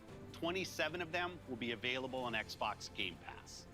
Now, through the end of the year, you can look forward to back-to-back monthly releases Psychonauts landing day one 2. on Game Pass, led by 5 I new need to get an titles from Xbox Xbox Game Studios, One or an as well Xbox as highly anticipated games like Back 4 Blood, 12 Minutes, and The Ascent. And as we look ahead to next year, I'm inspired by the creativity My of ex took the one that we Bethesda bought and together. Xbox Game Studios. We showed you the highly anticipated RPG Starfield coming exclusively to Xbox.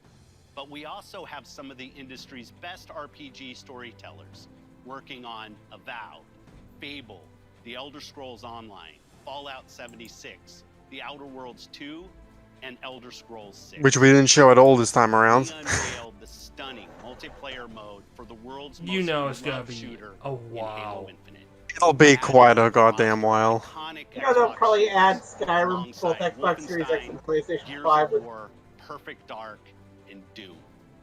We premiered the most epic open-world racing game, Forza Horizon 5, bringing you a vibrant and authentic depiction of Mexico in a game built from the ground up for next gen, while the team at Turn 10 is hard at work on the next Forza Motorsport.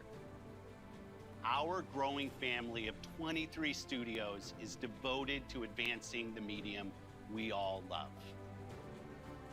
Xbox has been here for 20 years, and that's because of you.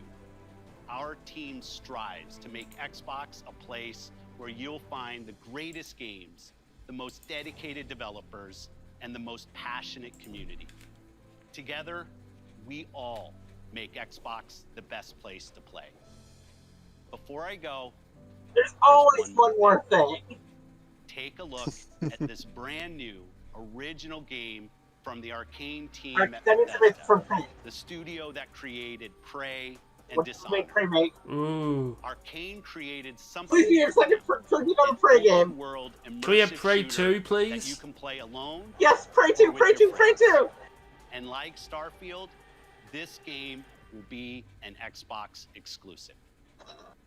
I hope it's not Prey 2, it's Xbox exclusive. Okay. Ooh.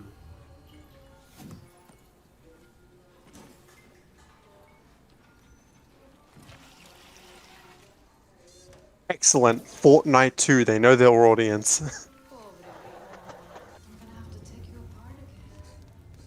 Hey, Dev, anything interesting? This is 2. And 25 centimeters, dramatically elongated by 3 Go on, make yourself useful.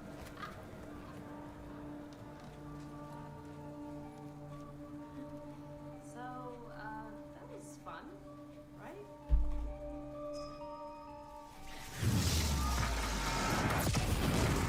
That's your cue, mate. Sleep tight. You know what this reminds me of? My time in the Himalayas. Why am I... What? Oh, no, but... What?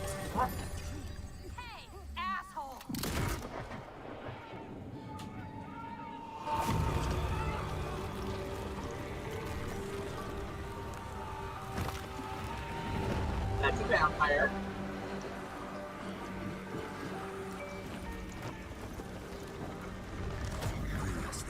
Jesus Christ, the stream has really been highlighting just like dystopian future after dystopian future. How they got into like, this shit. But magical dystopian future is something that we haven't. Massachusetts. Behind me, we are witnessing clear signs of cult activity. Not going to be more supernatural dystopian future, but still. Stop streaming, you asshole. Really hope the video was worth it. Everybody, fall back! People need to know what happened.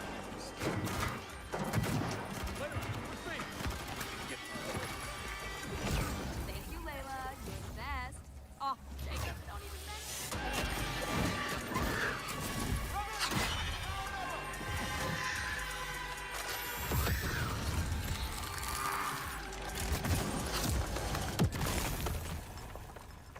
Where's the other one? Where'd it go? Give me a taste. Bloody hell. Taste this, cabrón!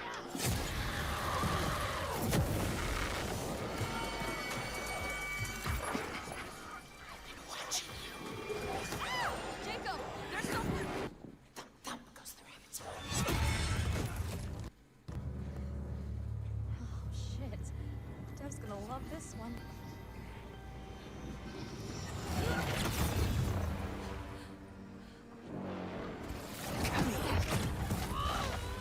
You better have a plan, Jacob. Don't miss.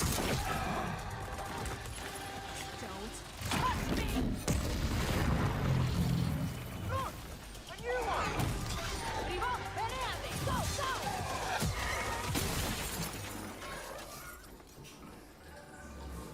It looks like cooperative. It's like the Order 1886, only it's 2086. I actually think this looks interesting.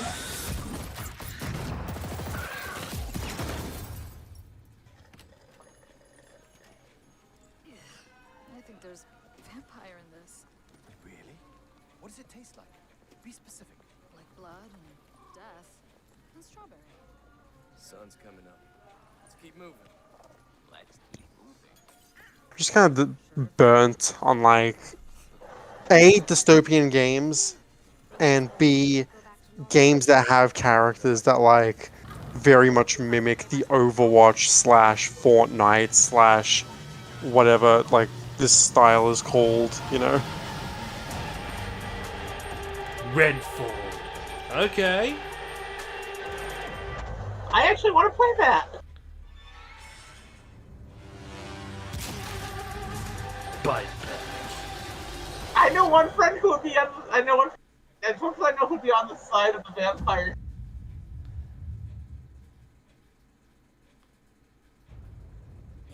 And then the stream montage.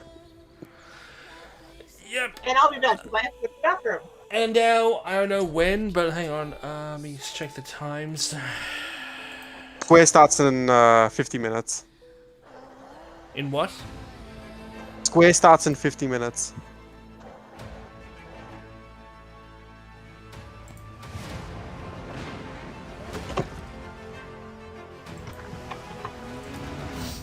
Bring me that device.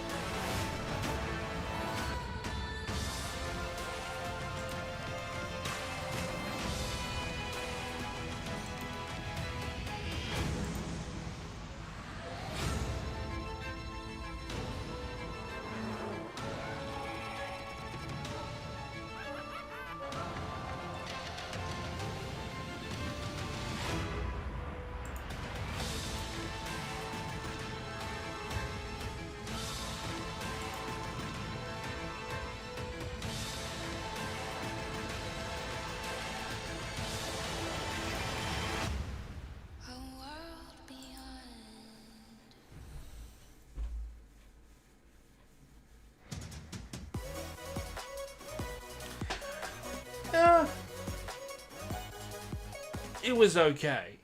I'll give you that. It was okay. It was fine. It was fine. It's like some of the other good, quote unquote, good Xbox conferences in the past few years. It was fine. At least it wasn't a train wreck. I feel like it did a decent enough job at like selling people on an Xbox Series X. It's just, And welcome back to but I think it's also Xbox just coverage of E3 all the stuff's going to be on PC 2021. anyway, We're here for and I have a the PC that's good and enough to Bethesda run this post-show. stuff. I'm Lucy James, joined by So yeah. That's considered like Among Us now has 15 players. Jordan Good God. Heyo. That's just what we need. All right, lads. What do we think of that one? Jordan will come to you first.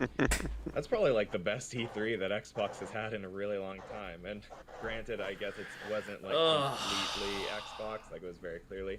Here's Xbox and Bethesda games, but that was a solid conference. It was very well paced. Alright, I'm gonna peace out for now, Nick. I may or may not see you for Square. Depends on how I am mentally. Well, hang on. If I'm... Square's not good. When Square? I mean, you said 15 or 50. I said 50 minutes. It's gonna be at 5:15. Okay. All right. Yeah. Okay. Well, cool. You know, tap out for a bit, mate. Get something to drink. Or yeah. Yeah, I'll update you just in the chat saying whether or not I'll be good. I'll be good to jump back in the stream. I should be, but we'll see. Yeah. Yeah. Absolutely. Yep. Talk to you later. See ya. A lot of titles in the pipeline, a lot of console exclusives coming their way, and that's exciting. That's really cool. It's awesome to be an Xbox fan again. Yeah, I mean, even just looking, someone just dropped into Slack, you know, you've got Redfall, Starfield, Forza Motorsport 8, and then everything else that they announced, and those are just kind of like the big hitters that were announced to be coming to Xbox in 2022, and like, God, if you were one of those people who were like, Xbox got no games, then I think we might have watched a very different press conference. Tam, what did you make of that?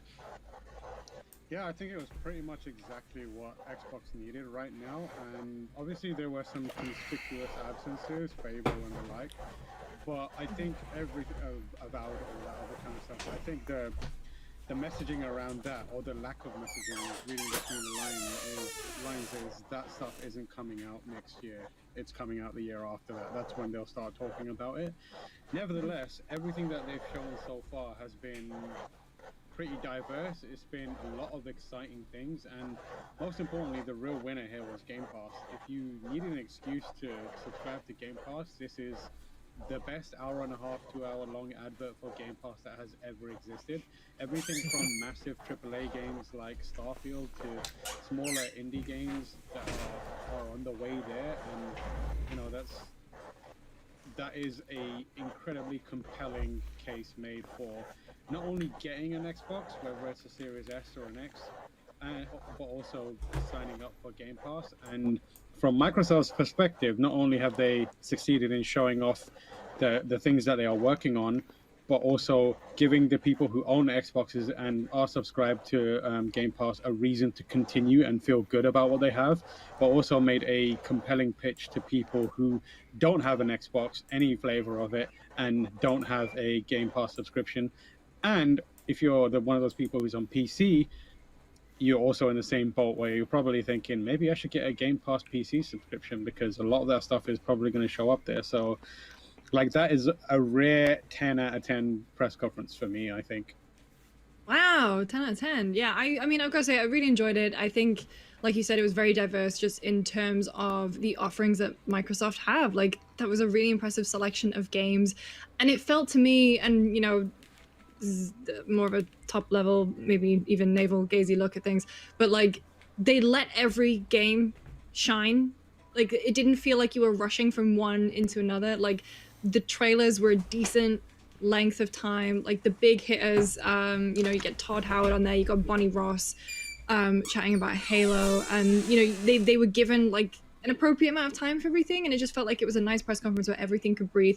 That being said, so we're going to go through all of the biggest announcements from Xbox, and boy, there were a lot of announcements to get through, and then we're going to go into our kind of predictions for Square Enix Presents, which will be streaming right here in about 45 minutes. We'll obviously keep you updated if they decide to go early, and we'll immediately throw to them. So let's talk about Xbox.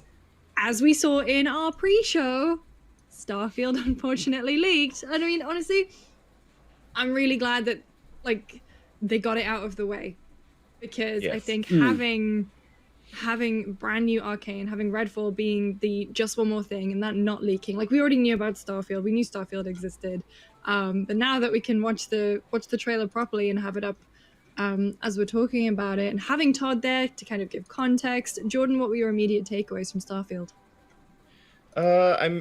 It looks good, like the visual style that they're going for. I'm intrigued by it. It's like a little bit of Star Wars, a little bit of No Man's Sky. The suit design reminds me a bit of Returnal in a bit of ways. Like, it looks really cool. It's also like one of those games that I'm still kind of waiting to see what the gameplay actually looks like before deciding whether or not I'm actually excited for it. But like you said, I'm very happy that this was actually like the game that they led with. I was really worried going to this conference that Starfield trailer was going to be like their final big reveal. I'm like, oh no, their final big reveal has been spilled before the press conference even began. But it was a solid way to start the showcase. It's like, here's a giant new IP coming from Bethesda, Xbox console exclusive, that's coming to Game Pass. Here's the visual style. Get hyped, get excited. Now let's actually dive into a few games that you can kind of expect to get this year, early next year. I'm like, great way to start the conference. Yeah, definitely. And I'm kind of glad that like there was still so much excitement about it, even though it leaked, and it leaked like so close to the start of the conference. But regardless, Tam, Stalker 2, even though it's technically the third Stalker game, I guess. I know you're a big fan. Yeah. What did you make of that? Yeah, I really appreciated that they focused on narrative and a little more of the atmosphere of it, because I mean, those first two Stalker games, you had to kind of be there to at the ground level to really appreciate what they were. These days they feel quite janky, but in terms of setting and atmosphere, Stalker is I think there's like 2 or 3 maybe even Stalker games if you count like the various expansions, but I liked what I saw so far of it. It looks really polished, which was a surprise, but that kind of like feeling of being in this world that is incredibly hostile, and you're around a couple of people who you're just trying to brave it through, that was a big part of what the Stalker experience is, and not really knowing what's out there, the things that go bump in the night. It is like survival horror, first person shooter kind of thing, that is done as well as it could have been back then. So I'm excited to see that same team come back at it with modern sensibilities and kind of like really go at it again for the Stalker franchise. Like Shadow of Chernobyl and Call of Pripyat still hold up if you're willing to give them some leeway to be old games. So if you haven't checked those out, check them out, because I'm super excited about seeing this game come out and checking it out myself.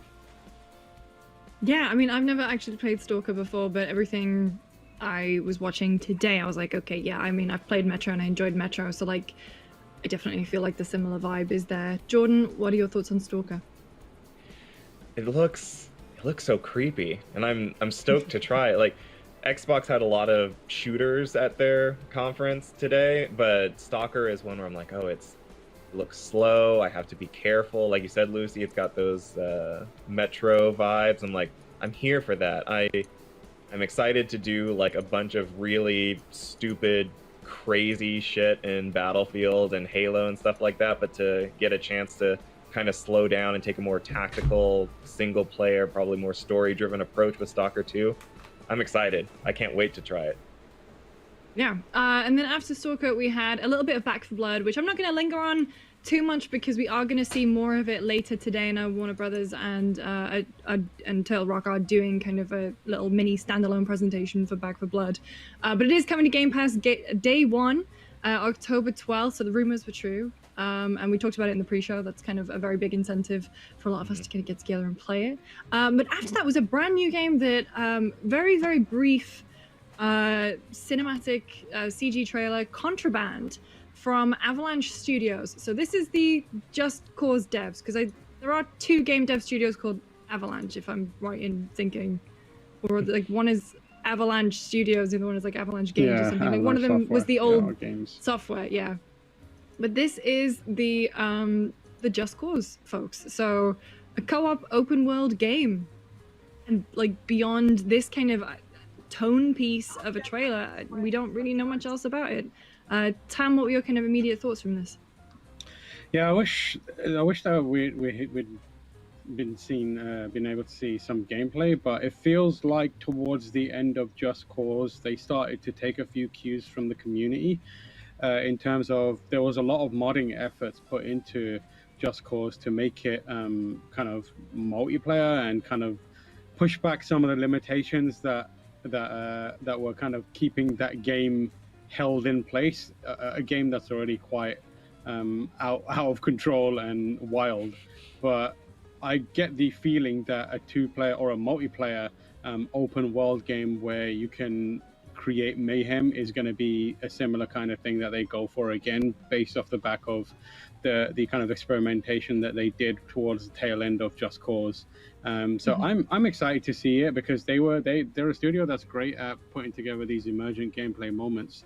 So I imagine it's going to be a lot of fun, and I'm excited for them to kind of step away from the Just Cause property, because Just Cause games were great, but after a while they had a very familiar shtick and it got a bit kind of tiresome. So giving them a new playground to mess around in seems like a winning formula. Yeah, absolutely. I'm excited to see more. I love the kind of tone piece, but I definitely want to see what the actual gameplay is going to be like. Because I too got a little bit exhausted by the end of Just Cause, and would just love to see them do something else, but something that's within their wheelhouse, right?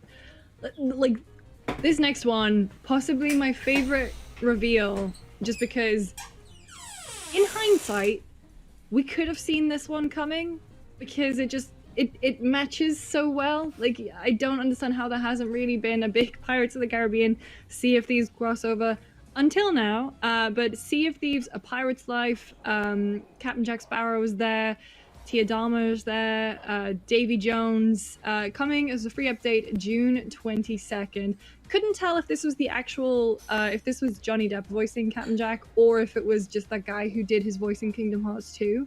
But it looks like a kind of fun mashup of both of them, so I'm weirdly excited to dig into this, even though anything beyond Pirates of the Caribbean 2 was not a great movie. Jordan, what do you think of this one? I mean, it sounds fun. It'll probably be a good enough reason for me to just jump back into Sea of Thieves real quick, just to kind of catch up on all the content that I've been missing out on. And I think that it's just a nice thing for Xbox to throw, and it's like, hey, not everything that we're going to show you today is like holiday season and 2022. We do still have more stuff coming this year. Don't worry, your decision to buy an Xbox Series S and X was actually a good one. You'll still have stuff to play this year. Well, I mean, to that point, excuse me for looking off to my other monitor, but we did get a kind of look at that graphic at the end, which is like everything coming to Game Pass until the end of the year. And so you've got Yakuza Like a Dragon today, D&D Dark Alliance, The Ascent, which we saw a trailer for, Hades, 12 Minutes in August, Aragami 2, Sable, fall 2021, we've got Anna Crucis, which we saw at Game Awards, Scorn, Back 4 Blood, Shredders, that brand new, kind of a strange trailer, I will say, but like the snowboarding game. There'll be Among Us, Hello Neighbor 2, The Gunk, still possibly my favorite name for a game ever. Flight Simulator coming July 22nd, Psychonauts August, Age of Empires 4 in October, Forza 5, Horizon 5, and then Holiday for Halo Infinite. So like, you're damn right Good when stuff. You're saying that like they're showing that it's not just 2022, they have so much coming in for the rest of 2021, especially if you are an Xbox Game Pass subscriber. So I'm genuinely excited to see more of Sea of Thieves. I love the way that game has continued to grow and like not only sort of found its audience, but is just like catering to them and just really leaning into how wacky those expeditions can get. So I do love that. Tam, what did you think of Battlefield? We saw some gameplay from that one.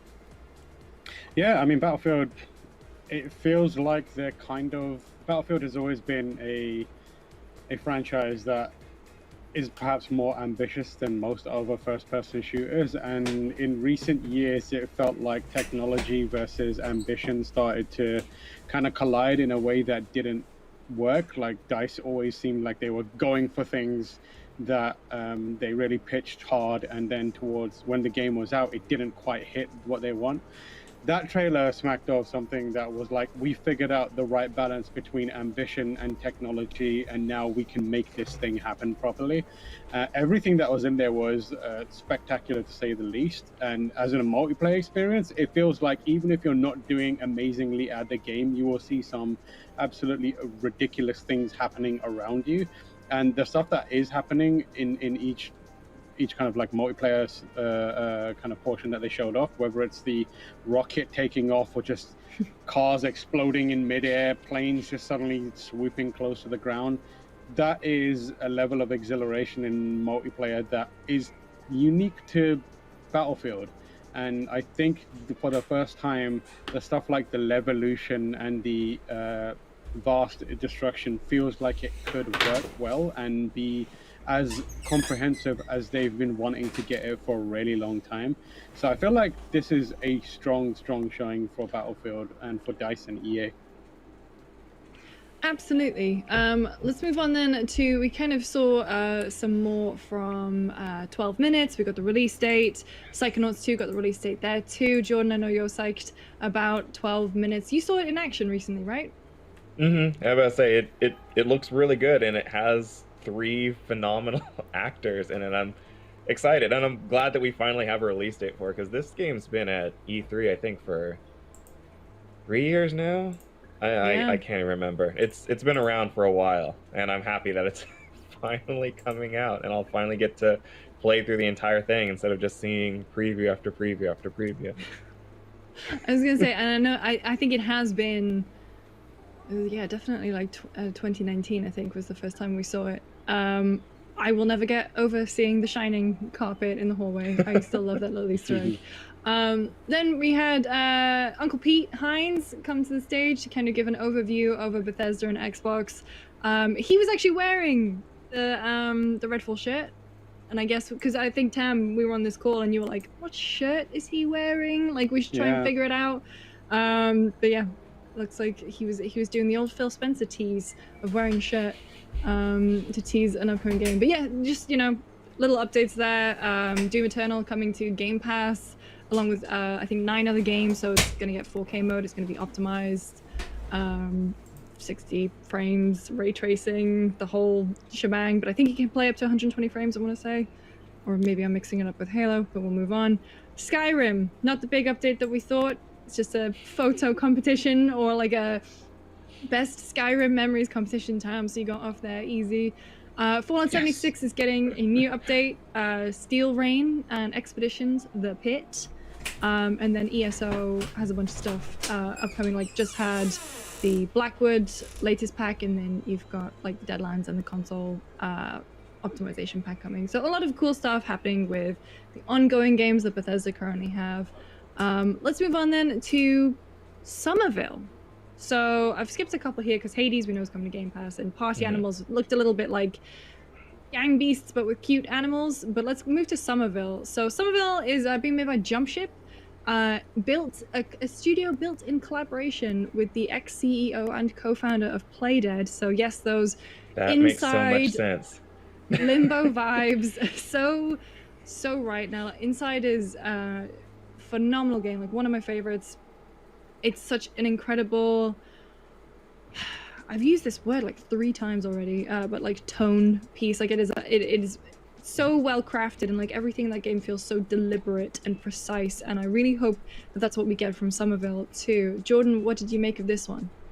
This is one of those games that, like, I know how press works, I know how marketing works, you can't actually do this, but I would love if they just don't reveal anything else until we get like an actual, like, oh, and it's coming out on this day. because like I am totally sold on this trailer alone. I'm like, it looks sort of like Limbo inside. That makes total sense now that you've told me who the developers are and whatnot. I'm like, I'm in, I'm sold. The tone of this game seems masterful. You didn't like have any dialogue whatsoever, but I'm already like in love with this family unit that's running from this monstrous threat, I assume, in like this end of the world scenario. Great, awesome. That's all I need. Don't give me any more. Will be there day one. Well, that's another one for 2022. But let's look to something a little closer. Still no concrete release date for Halo Infinite. I think that was one thing that we all really, really hoped would be there today, especially given the delay last year. All we know right now is holiday 2021. Tam, what did this Halo presentation do for you? Was it everything you wanted? I think in terms of story, it was very like, okay, sure. There was some chat about Cortana being deleted. Someone pointed at Cortana and said, delete this, and it actually happened. But the thing that really stuck out to me was the gameplay. It looked good, like it looked real good, and visually as well as in terms of how it flowed. It felt like a very active, very vertical, very punchy Halo experience, and I really liked the way that the grappling hook was kind of integrated into it. In the single player section, they show Chief kind of moving around this 0G area and using the grappling hook to move from point to point, which was really, really cool. And then in the multiplayer, they showed like players, grabbing pieces of weaponry from a distance and using that to good effect. So, and then at the same time, the guns felt like they had a lot of punch. I would like to know what kind of that was running at, because it looked incredibly smooth, like so smooth, like to the point where I was like, this almost looks, it could be like 60 FPS or even 120 FPS for all I know, but like at times I was like, this looks like a movie. Like, then again, it could be just a very well done, like high frame rate kind of video recording of it that they've messed around with in Forge, and if Forge exists for this game, and kind of put together a gameplay showcase for. But everything I saw there was good, like fast, frenetic, fun. They had the superintendent from ODST pop up at one point. Sounded like they had a different voice for the voiceover. The Keltacular guy seems to be like not either it's a different one or he sounds like he's mixing it up a bit. But yeah, everything I saw there was inspired some confidence in me. The lack of a release date still is slightly unnerving. I would like to know what is going on with the single player, but I feel confident in saying that the multiplayer launching free to play, that's going to be massive. That's going to be so huge. And I feel like that on its own is also a pretty phenomenal case being made for getting an Xbox, because people have been talking about Halo's multiplayer since the start of Xbox. And if you're now in a position where you're like, maybe I should get an Xbox, and Halo is there, like free Halo multiplayer, that is pushing you over into the Microsoft camp. Yeah, Jordan, what did you make of it? That's like kind of just echoing Tam. I love that they showed off so much of the grapple hook. I was incredibly worried going into this that we were going to get a kind of Halo Reach situation where it's like, oh, we should add special abilities to the Spartans that they can do, and they kind of felt like something that wasn't part of the core gameplay, like the whole armor lock, sprint, jetpack. It's like, oh, these are additional things that exist around the core Halo combat. But based on this trailer, at least it looks like the grapple hook's been implemented into the core gameplay loop. Like the Halo gameplay loop has evolved to incorporate the grappling hook into it so that you're more likely to actually use it, whether playing the single player or the multiplayer. Like Tam, a little bit worried about that release date ambiguity. I'm wondering, maybe they kind of do a thing where it's like the single player comes out and the multiplayer is delayed, or vice versa. Because if they just say holiday, that means they're like, oh, one can come out here and the other one can come out here, and they're both technically holiday season. But we'll see. It looks way better than what we saw last year, so that's good. Yeah. I'm excited about it. I just really wish we'd kind of locked in that release date. But I think I think 343 will be feeling the pressure because it is the 20th anniversary this year. It's already slipped by a year, so I mean, fingers crossed it gets out the door with, you know, no crunch. But like, I can imagine they, just as much as we want to know what it is, I imagine they just want to kind of firm that date up and ship that game. We've got about 20 minutes until Square Enix presents, so there's a couple big more titles. I can't speak today. There's a couple more titles from Xbox we'll talk about before we discuss what we think we're going to see in Square's press conference, most notably Forza Horizon 5. It's been on the rumor mill for a while that this one would be based in Mexico, and yep, that was confirmed today. It looks really good. Like, it's illegal how good all the Forza games look. Like, every year I'm like, man, there's no way that they can possibly top this. And then the next one comes out, I'm like, wow, this is so pretty. it looks gorgeous, and Forza Horizon are kind of the racing games that I love, because I love that arcadey feel. I love the sort of storyline that you're kind of there as, you know, the way they incorporate music, they incorporate this festival. And so now there's the new campaign mode where you're discovering new locations for the festival to expand into. But overall, it looks great. Like, I'm genuinely very excited, and it's November 9th. Tam, what do you make of this one? Yeah, it looks stunning, and I like that they've leaned into the wacky aspects of it. We saw like driving into bowling pins. The wildest thing about Forza is like they talk about how beautiful it is, and it's like, oh, we've individually rendered every needle on this cacti, and this water behaves like this, and it's like, well done, but I will be going past all of that at 100 million miles per hour. So none of that is gonna register to me, but I'm glad you did it. But yeah, Forza, I think probably Forza Horizon is certainly probably for me, the best racing franchise that currently exists. Rest in peace, Burnout. But I'm over the moon to see them come back and it coming out relatively soon. And again, Game Pass, baby. That's Game exciting. Pass, baby. And finally, so I mean, Phil Spencer did sort of acknowledge, you know, we know you want to hear updates on games like Fable and Elder Scrolls 6 and Avowed. And actually, as we were talking, Paris Lilly, friend of the show, he's actually going to be a part of our E3 coverage this week too, is hosting Xbox Game Showcase Extended Thursday, June 17th, where he'll be in conversation with devs from some of those studios like Double Fine, like Ninja Theory and Obsidian and Rare. So interesting to see if there's going to be more news there.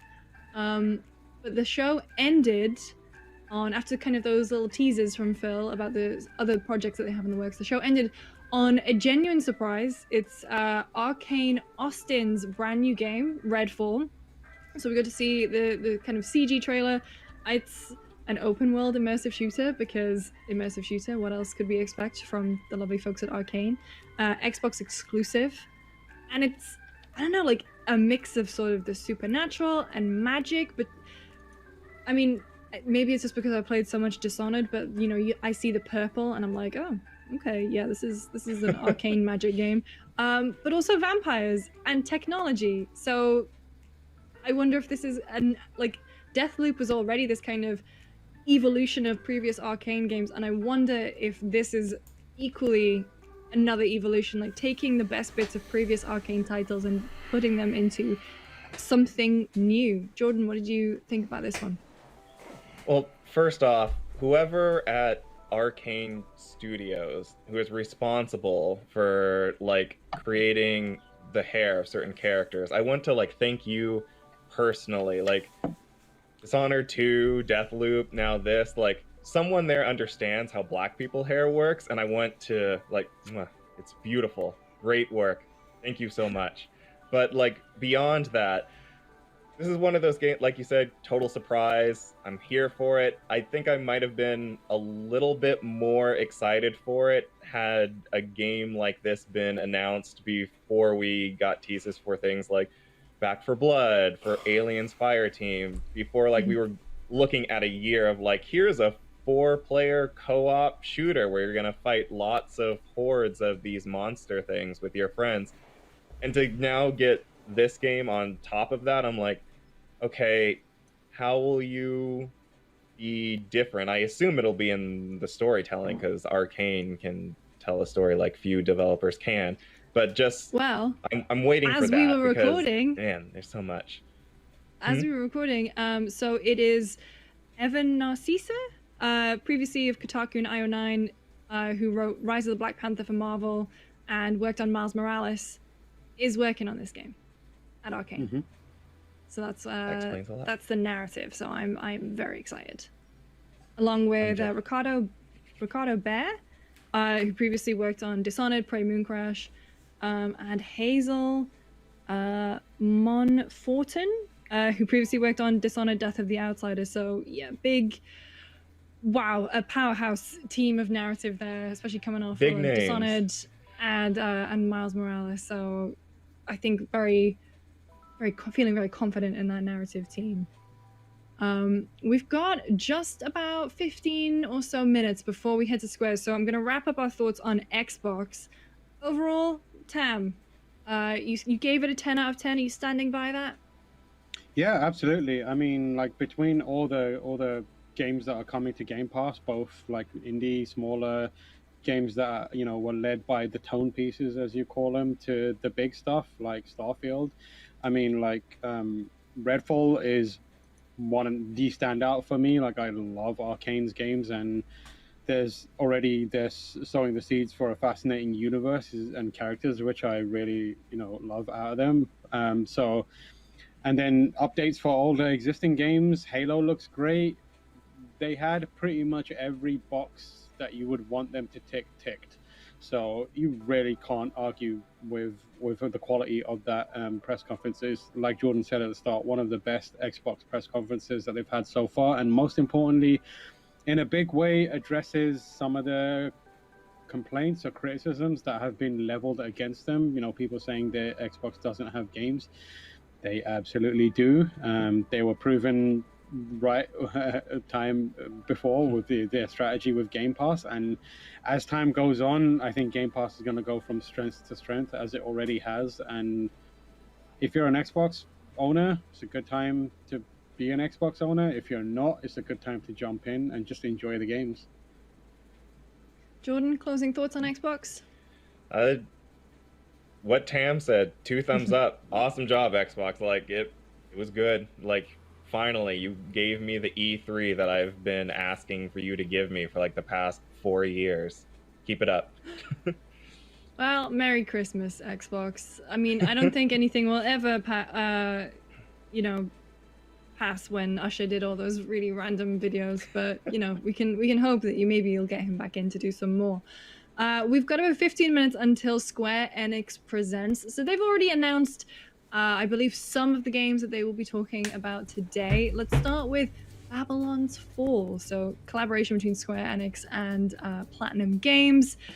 Revealed back, I didn't realize that when I was putting together the run of show today, I didn't realize it was revealed way back in 2018. So it's been quite a while. We saw an update from it, I believe, last year. Originally, it was listed for PS4. I assume that's going to be changed, unless it's cross-gen. But like, it looks, I mean, and I mean this as a huge compliment, but it looks like a Platinum Games game. It looks really cool.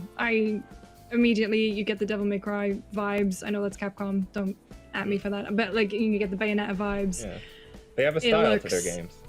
Yeah, it looks great, and I'm just very excited to see more of it, and I'm glad that they're also kind of saying we're going to be talking about it today.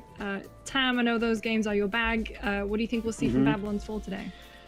I'm like, I'll take anything, and like I've been watching the old gameplay videos for so long, and obviously doesn't need to be said, Platinum, masters of the character action game, and the recent collaborations with Square Enix, especially as it pertains to Nier, have been like front and center for a long time now. They have developed a good relationship, and they've also kind of developed a kind of reputation as a result, perhaps inadvertently.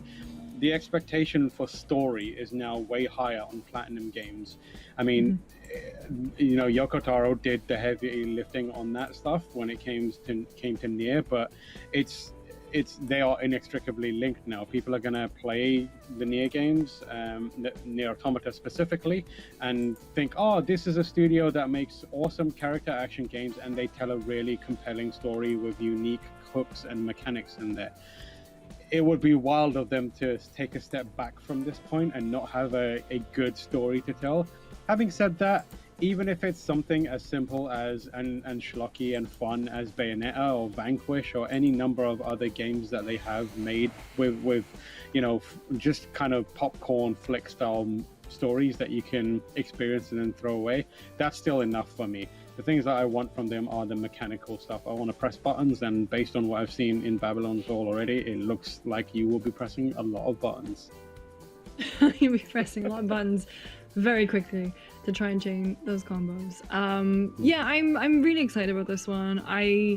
Because what was the last Platinum Games one? Was it the Switch game? You played like a Astral detective. Chain. Astral Chain.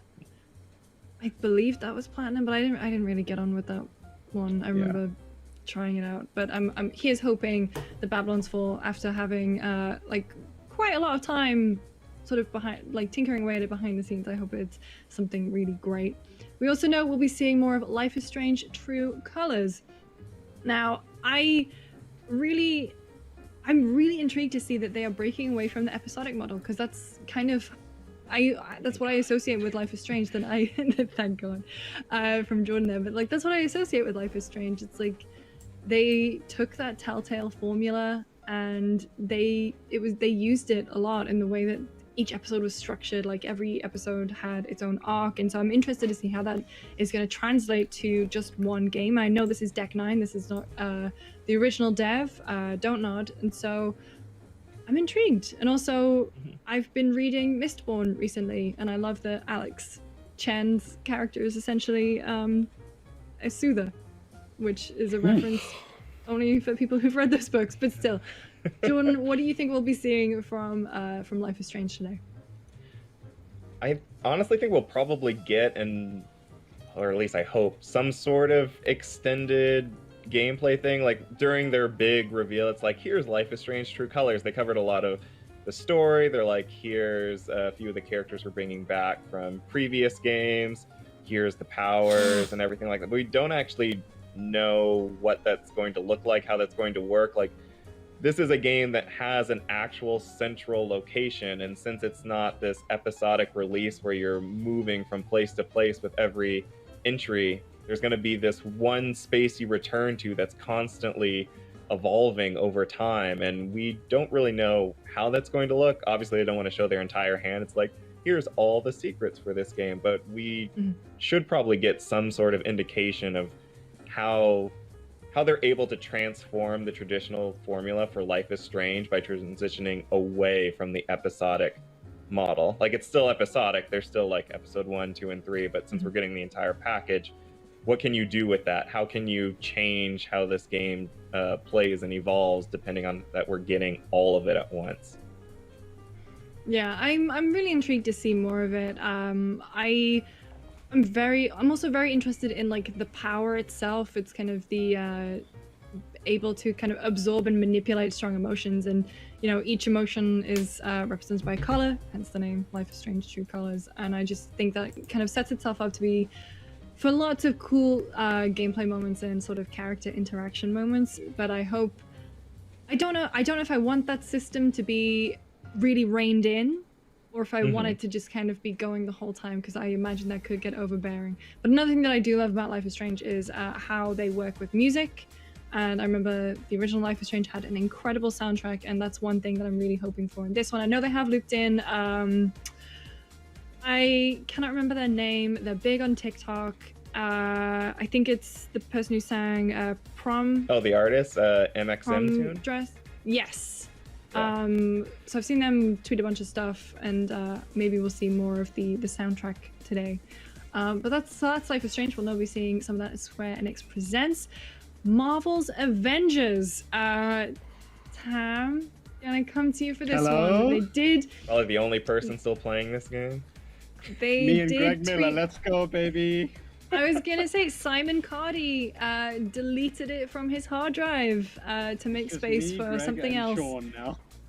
So yeah, so we're gonna see And Wakanda, Goldfarb. Andrew hopefully. Goldfarb too. Andrew Goldfarb too.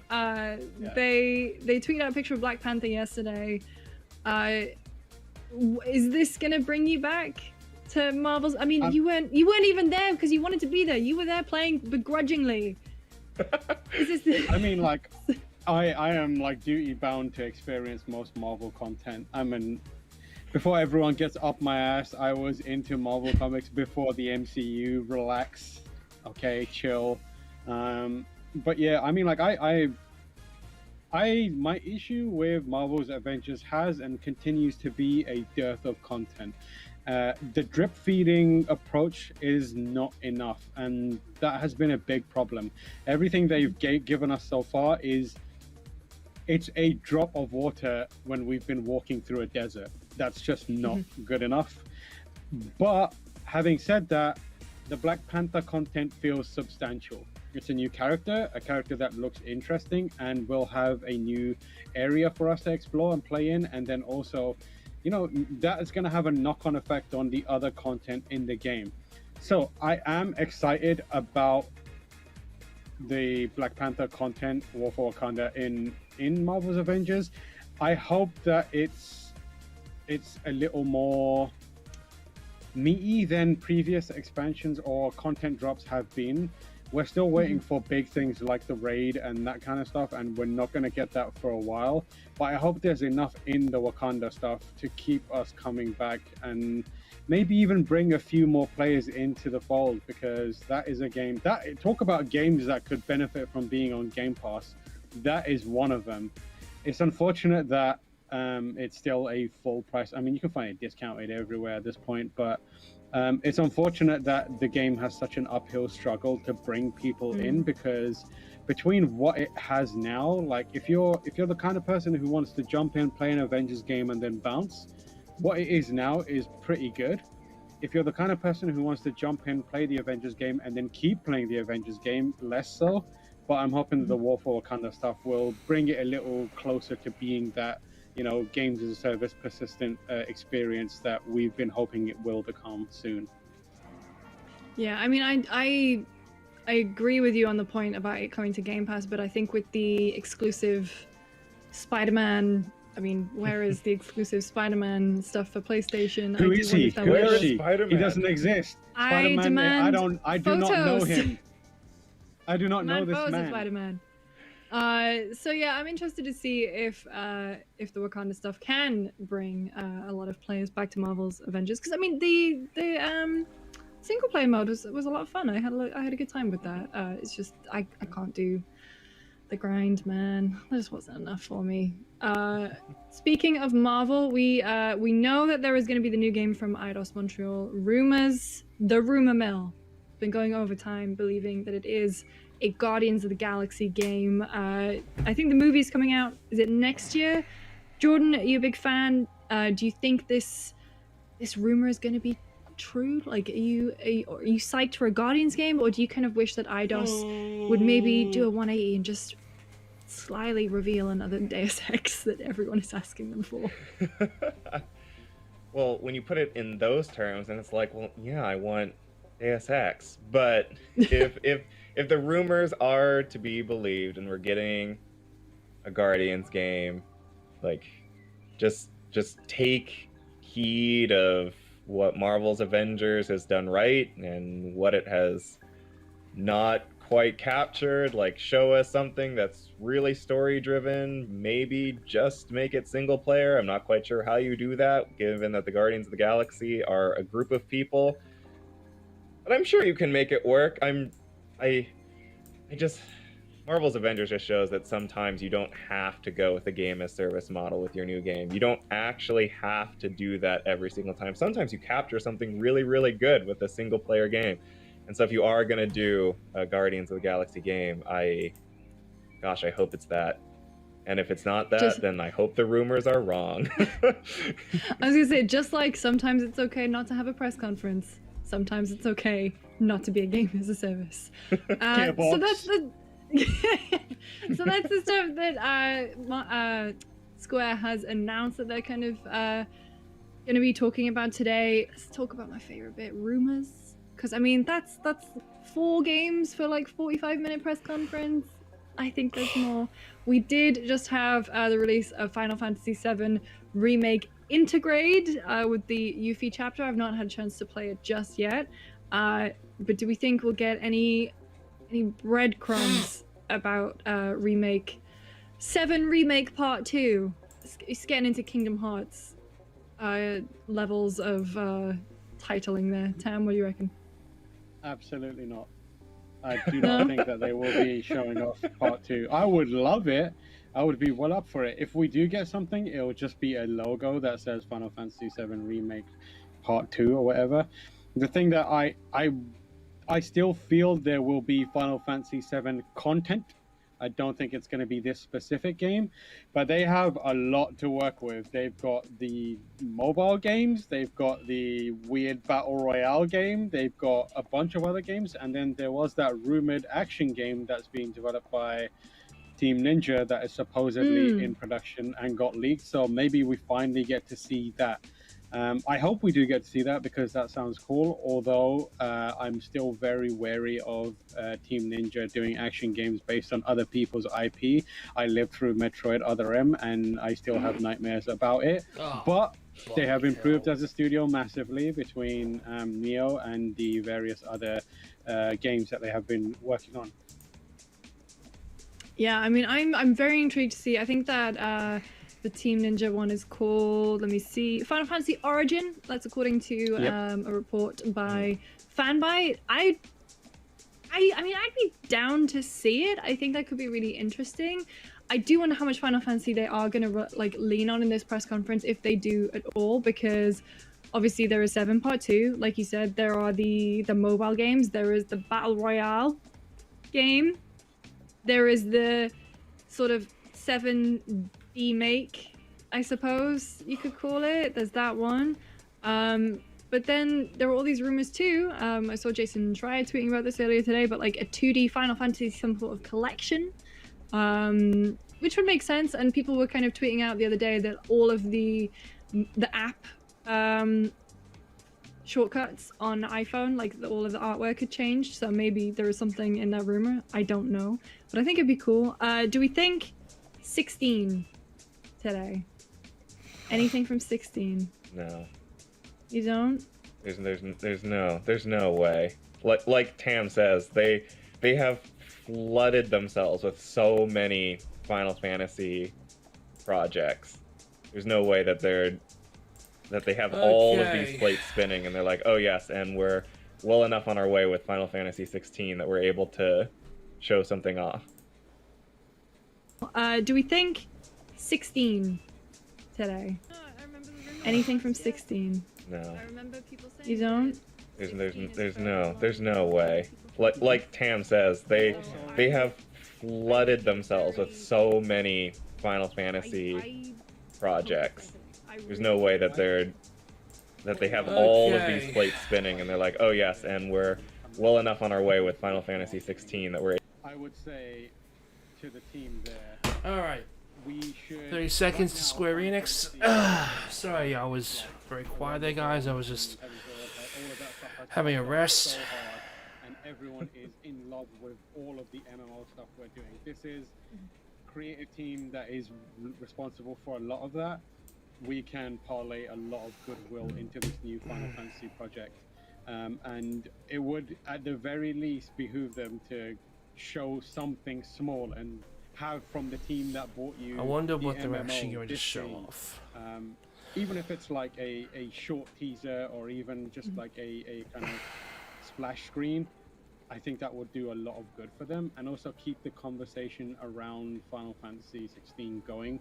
I think it's pretty important that for them to do. I would think anyway. So I hope they do, and I'm kind of just willing it just for wrap it up. Hayam, who is sadly Just not with us. manifesting. He's not. Yeah, He's not he's dead. not dead.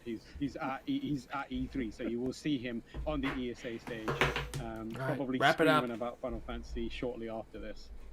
I mean, we were watching the PlayStation press conference last year when they announced Final Fantasy 16, and he lost it because he's such a huge fan, and so it was very, very endearing. And so I want that for Michael, basically.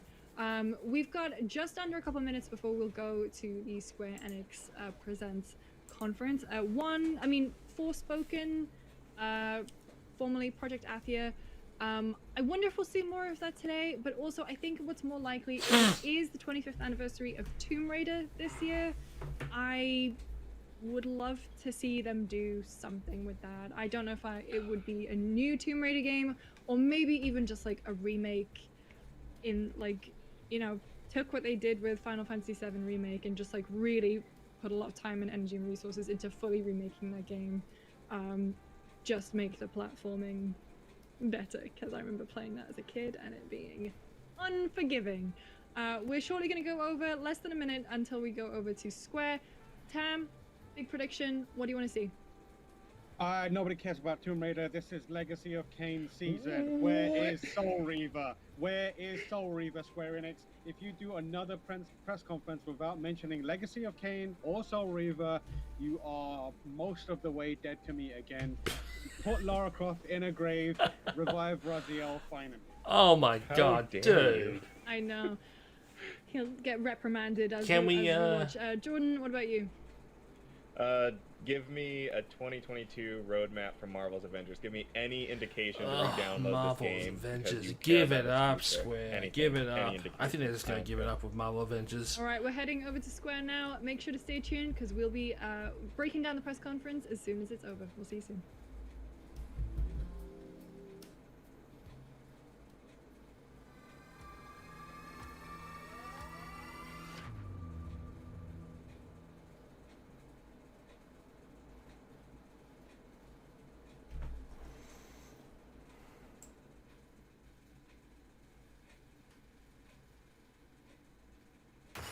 Good afternoon, everyone.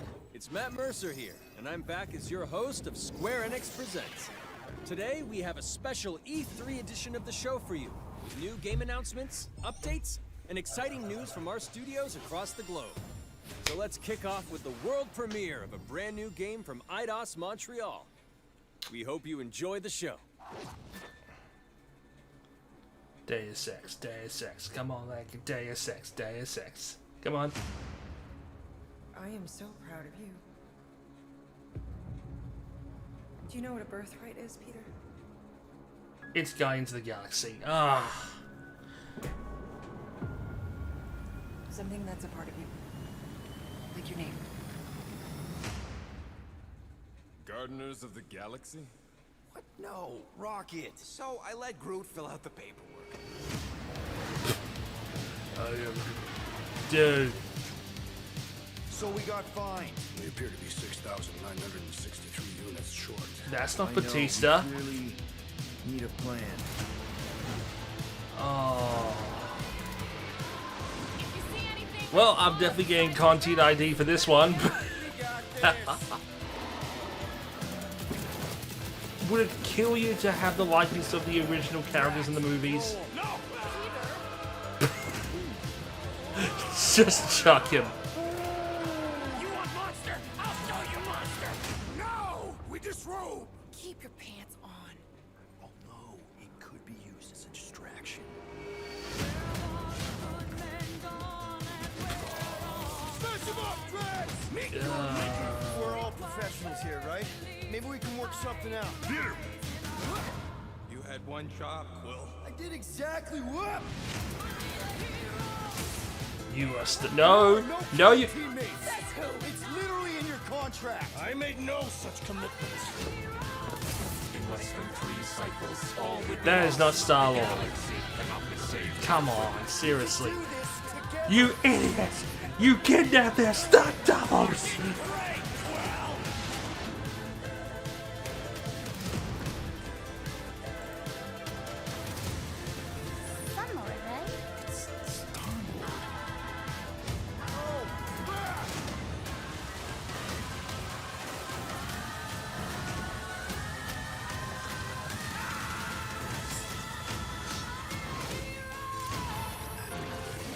Is that the dog the Russians shot into space? No, of course I will. I'll call you.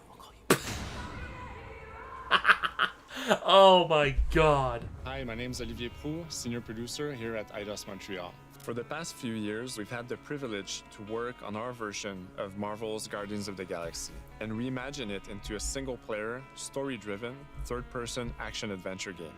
It's our own fresh take on the Guardians, and something that's really unique to our game is that you get to be Peter Quill. As Star-Lord, you're constantly in the middle of the you're not action playing Peter as you Quill. try That is to not lead Peter Quill. This band of misfits. But today, I'm That is really, not really Bethesda. excited to have all of you join us on this journey, and you'll hear more about the game from our team behind this project. Right, let's do this. I've always loved Marvel's cosmic characters. Growing up as a kid, I read them, enjoyed them, loved them. I had the opportunity to write for Marvel on some of their cosmic titles. I went back with the help of Bill Roseman, the editor, and kind of cherry-picked characters from Marvel's past. The opportunity here was to build a team, but to make it all underdogs, so that the reader would think, oh my gosh, how is this team going to survive? And that became the Guardians of the Galaxy comic, which we loved working on. I remember the first time that the Marvel crew came to Montreal, we were showing them the design of the characters, how they would look, and they stayed silent. I don't know if it's a minute, but in my head, it was a minute. I was like, oh my God, like they hate it. We realized how much that Marvel and Eidos Montreal share and have in common, and that we knew the Guardians were in perfect hands. Looking at the samples that Eidos were kind enough to show me, I think he's fantastic and absolutely in the spirit of what these characters are. What makes the gameplay experience unique to me is no matter in what phase of the game you are, whether you're in exploration or you're fighting, the Guardians are constantly around you and you never feel alone. While you're the leader, the Guardians will also challenge you and make decisions on their own, and you will have to adapt to it. You are literally part of the Guardians of the Galaxy. The decisions you'll make will have lighthearted to hunting repercussions, and the game will react to what you do and say. Gamora, no killing teammates! Says who? It's literally in your contract! I made no such commitment. You are playing as Star-Lord and you're using your blasters and you're using your jet boots. Star-Lord is really empowering. He's very agile on the battlefield. Would it be He too can much to slide ask and over they with his actually jet look like boots. they're Of course, he actors? has his elemental blasters seriously, that have different Chris powers as Pratt, well. you And know on what? top of all It's of this, okay, he but can use come the on. unique abilities of his Guardians. Batista is We're not Drax. pirates. We're legally incorporated heroes for hire. Gardeners of the Galaxy? What? No. The story Goddess is about of the the group of Galaxy. misfits, the Guardians. Oh, And although they've been Groot. together for less than a year, they create something on a small scale that looks insignificant. And as they progress through the story, they discover that they created something you're really Groot. big No, that you're threatens not. the galaxy. There are a lot of very interesting villains in the Marvel franchise. And when you're starting to work on a story like this, you get to get your pick of which ones will make the best for this story. That gives us the opportunity to bring in some that are well known, but some that are also not all that well known. What Eidos is getting so right about them is capturing what it's like to be a misfit family. They're also bringing an amazing imagination to it. You're going to see planets and characters that are going to blow your mind. Interpreting it in its own way, I think, makes it feel incredibly fresh and exciting. It's not a matter of trying to replicate the comic or trying to replicate the film. It's trying to take the medium you're working in and make the best version of Guardians out of that. They made it fun. They made it rock and roll. They delivered everything you would want in a Guardians game.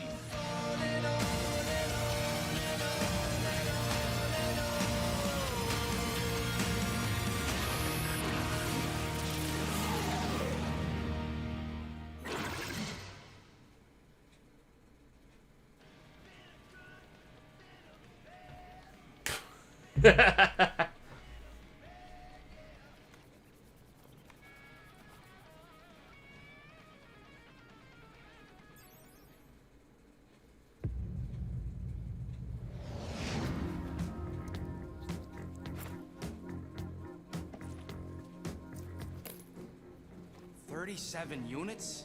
We appear to be 6,963 units short. If we intend to keep our ship, Peter. I know. We clearly need a plan. What about selling Gamora's crap? What? Oh, come on. You've been hoarding them stupid knickknacks ever since you first joined us. I mean, Don't tell me they ain't worth nothing. Quarantine zone was always Holding out on My us, Quill. figurines are not knickknacks. Oh, team's in trouble, and you can't be bothered to make no sacrifice. I will sacrifice your head. And take us to the majestic mountains of Kakarandara. Guys, I think we should hear out Groot for once.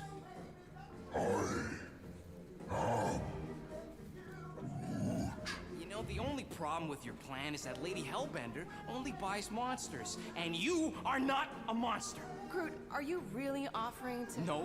No, he is not offering that, okay? It could work. So, Groot, I guess we could bust him out after. Absurd. Lady Hellbender seeks the monster within.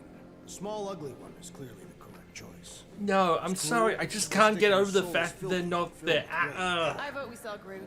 I honestly think Lady Hellbender will go for it. Yeah, well, I vote for not. I also vote for the creepy little beast. 2 votes each. Peter?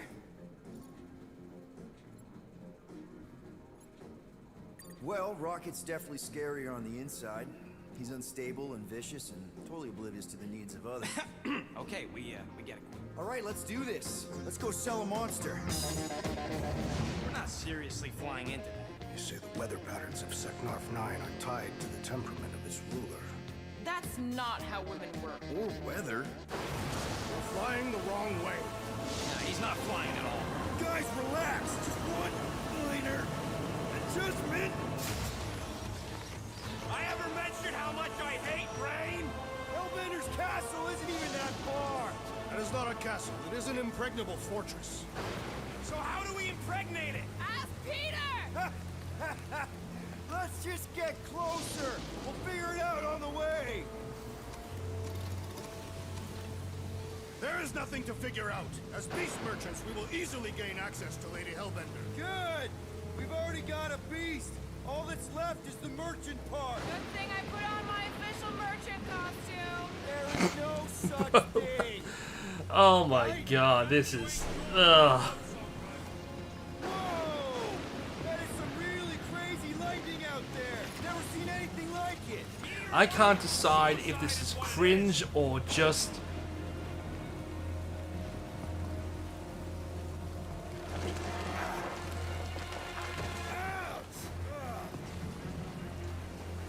Hey, is my jacket all right? At least you got a jacket.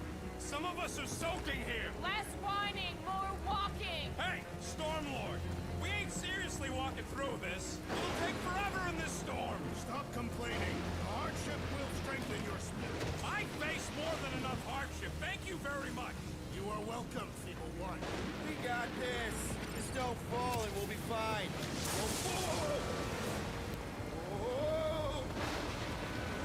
What the hell?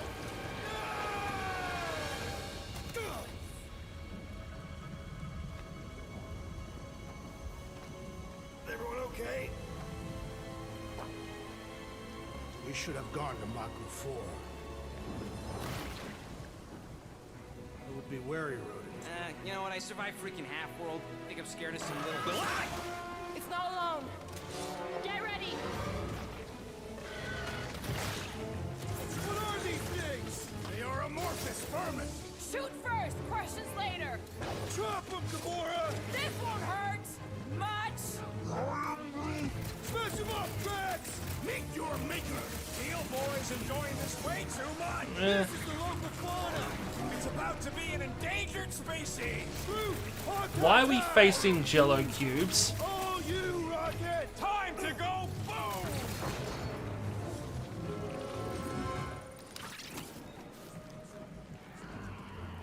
Should we ask them for directions? I'm thinking maybe they are directions. Oh, like a signpost or something. I'm not saying it's an arrow with the word fortress on it, but statues suggest civilization, and the only settlement I saw when we were topside... It's Lady Hellbender's fortress. Dead end. That's just great. It's a retractable bridge. They used them at the prison I was in. Too bad the controls are on the other side of the giant chasm. What do you not have time to dawdle in this jungle? I shall hurl the creature over the chasm so he may activate the bridge. I may activate a hole through your face. Put me down. He'll be fine. Just curl up in a ball. What? Drax, throw him. No. Very well. Peter! It's okay, he'll land on his feet. Ooh, I guess that only applies to cats. You sons of sharks! Scut-busting ass! I am not familiar with these words. Order the beast to do its job. Rocket remembers this. Fix the bridge and we'll raise your cut by 5%. I want 10. Okay, deal. There. Thanks for the bridge, Rocket. If you even think of pulling that Wait, Scud again. hear that? Guys. I got it. More Jello cubes.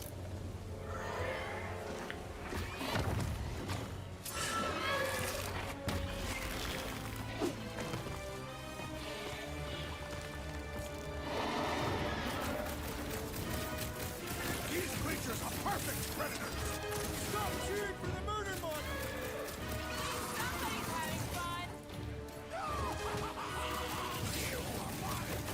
Keep it together, Doc! Bad dog! Bad dog! We've got the numbers! Not if you count all that teeth we know. That dog has a new predator. Avoid the mouth, dodge the tail, slice and clear! Is anything on this planet not trying to kill us? Guys, huddle up!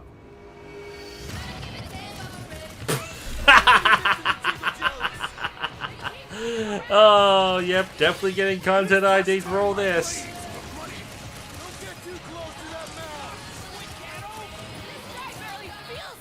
Is Ronda Rousey gonna show up? Yeah, I smell it too. Come on, we got this.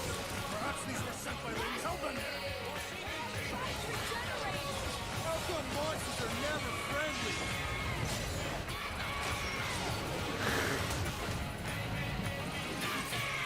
If they can afford to license the music, they can afford to get Bethesda. Peter? Aren't you forgetting something? Oh, right. The cage. The point of even getting the Flarkin thing was looking like we mean business.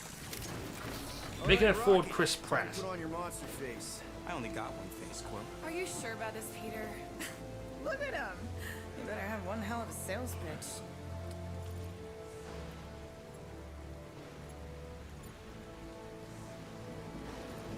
Maybe Gamora's right. We should try selling Groot instead. Really? This is an affront to democracy. I just think that we might need Rocket on the outside for this one. Yeah, we noticed. You want to make that call, then you better not mess this up. You hang tight there, bud. When the time comes, I'll get you. Like, what the hell are they trying to do? They're trying to sell him or... Drac. Gamora, can you help me with No. this? What? Why? To guarantee your safety as our leader. Come on. Don't look at me. I ain't pulling that thing. Remember, buddy, menacing, like me, only bigger. Not bad. Not bad.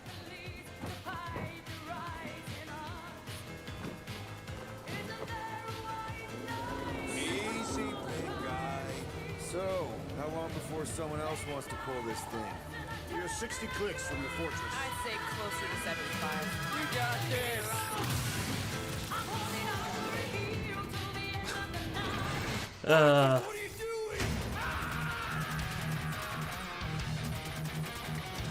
Oh, that is just a blatant Doom ripoff song.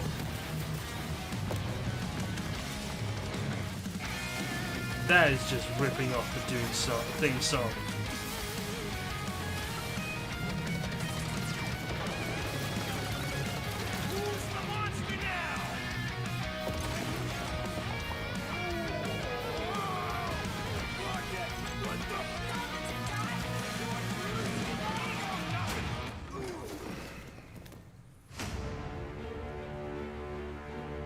Guardians of the Galaxy.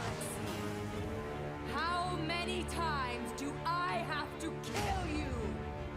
The audacity that you thought you could rob me, Dweller! Feast upon them!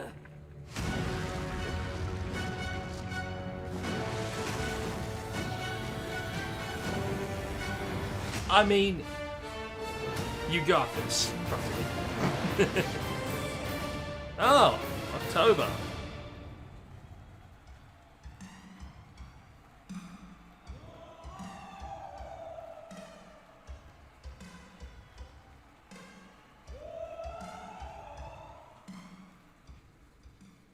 Now we're going to revisit two iconic brands that are being remastered for modern platforms. First up, relive the classic games in the Final Fantasy series. Ooh. And then get one more peek at Legend of Mana ahead of its June 24th launch.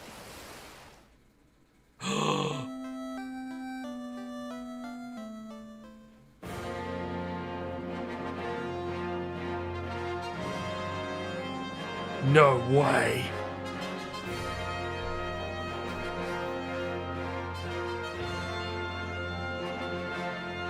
Two, 3, 4, 5, and 6. Oh.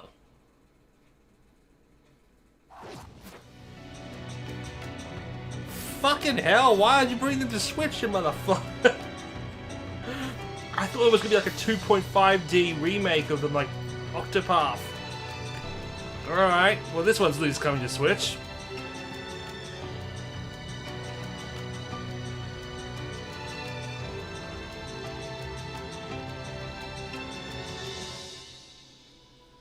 Legend of Mana, June 24th. That's in 10 days. God damn. Up next, Earth's mightiest heroes continue their fight to defend the Oh, world in yay. Marvel's Avengers. The team at Crystal Dynamics is excited to share the latest updates with you, including new mission types and a growing roster of heroes.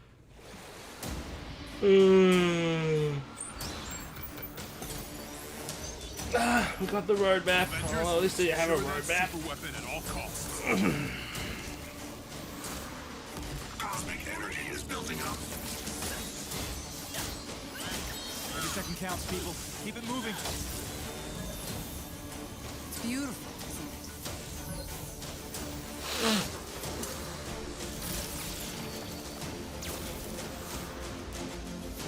You're out of your depth, Avengers. Shutting you down, Monica.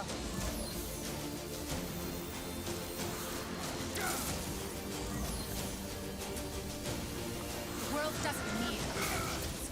AIM will save this world. I will save it. There is no end to these clones.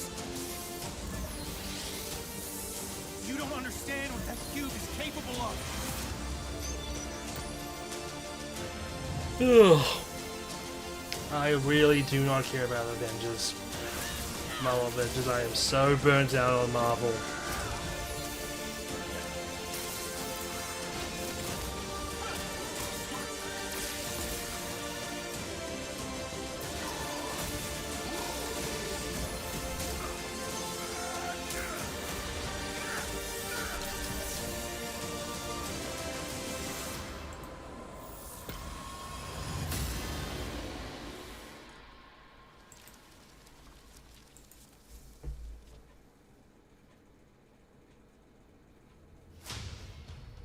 I applaud your efforts to connect with your roots, but as a man who Is this has Black seen Panther? 3 Black Panthers fall, Yep.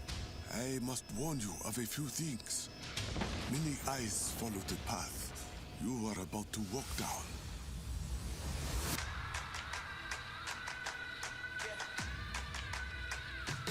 Wakanda forever. You just wanted to show off your suit.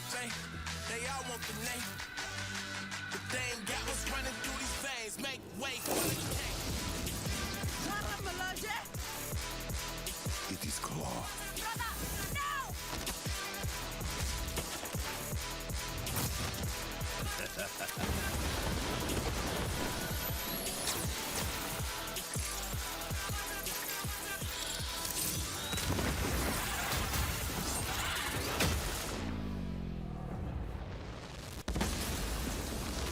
Vibranium doesn't belong to you. You are right. Vibranium does not belong to me. It belongs to Wakanda.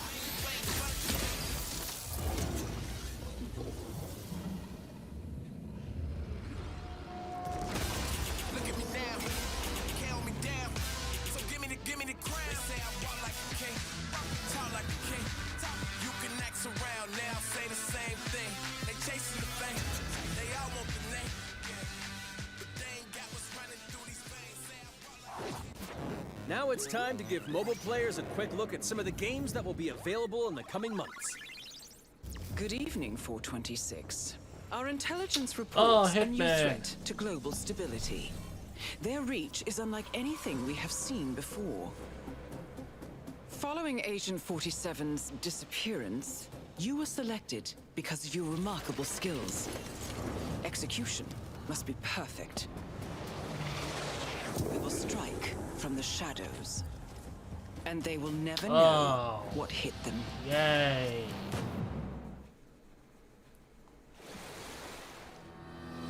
A sad and beautiful tale that echoes throughout eternity. Is this a mobile game? The first mobile entry in the Nier series. Nier Reincarnation. What? Hey Garrett Side for Life. Thanks for tuning in. Final Fantasy. Wait, what's going on? Oh. More Final Fantasy mobile garbage. I'm just enduring Square Enix's boredom. I mean, all we've had so far is Marvel, Final Fantasy, Marvel, Final Fantasy.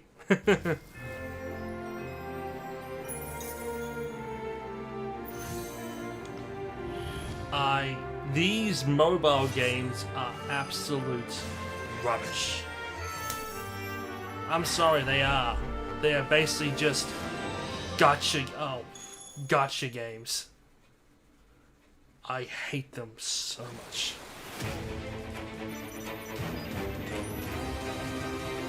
Oh, here we go. Wait, are we still on mobile? Final Fantasy VII, the first soldier. Wait, is this... Oh. Still more fucking mobile. Alright. Today, the team at Platinum Games is giving you an exclusive look at the epic world of Babylon's Fall, featuring fluid combat, powerful weapons, and a unique art style. Hey, thanks for that, man.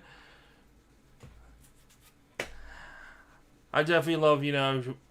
I mean, hell, I wake up at 3 AM in the morning to do these reactions. You know, that makes it all worth it, mate. It was meant to be a tower of dreams. But for 1,000 more, it was seen as a tower of ruin. So this is Platinum Games' new game with Square Enix. Okay. Persevering through fire. Those are the cabins from Metroid Prime 1. Alright. Eventually, the tower became a symbol of unrelenting ambition. That tower's name is Babylon. Are we gonna get some gameplay? Does the savior of Neo-Babylon stand among us? What the hell? What the hell is that voice? Oh my god.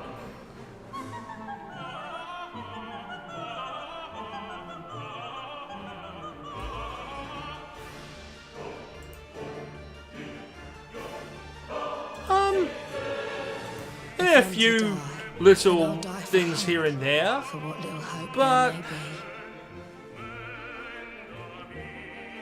I mean, I saw a few good indie stuff during the Guerrilla Collective and the Wholesome Direct, but no. Honestly, there hasn't really been a big shock mode this year for E3 so far. I mean, we got the first trailer for Starfield. We got Mario vs. Rabbids again. That doesn't look half bad.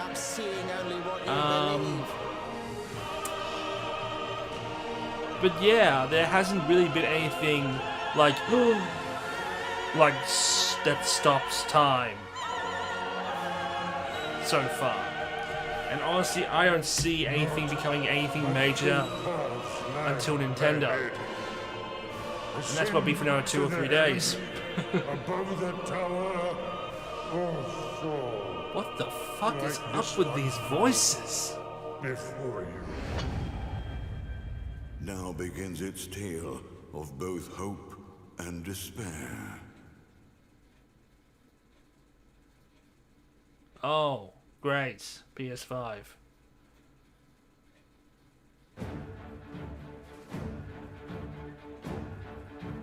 I'm still waiting for that game to come on Switch, goddammit.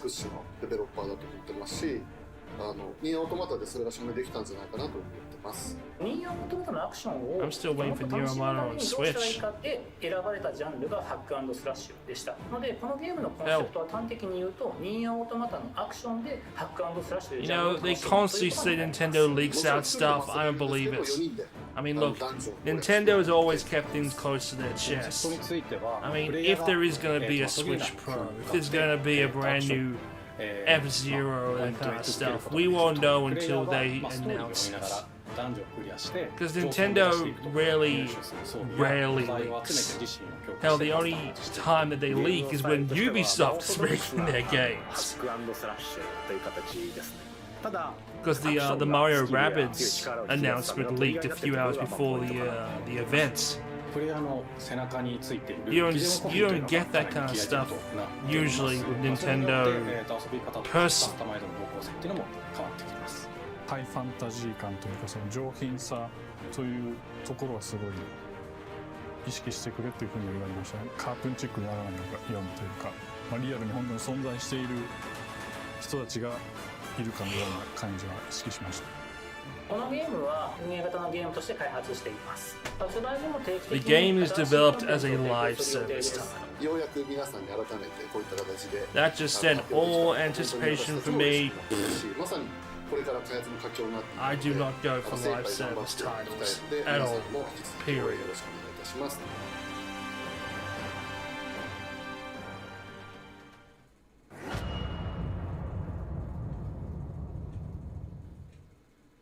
Now let's check out the next major entry in the popular Life is Strange series, True Colors. The team at Deck 9 is ready to give you a deeper look at Alex Chen's psychic power of empathy. But first, here's a look at the Life is Strange Remastered Collection. Feels so weird to be back. After 5 years, you're still Max Caulfield. How is this game not on Switch? What do you remember about us as kids? I think about us as little pirates, running and jumping through Arcadia Bay. We are awesome!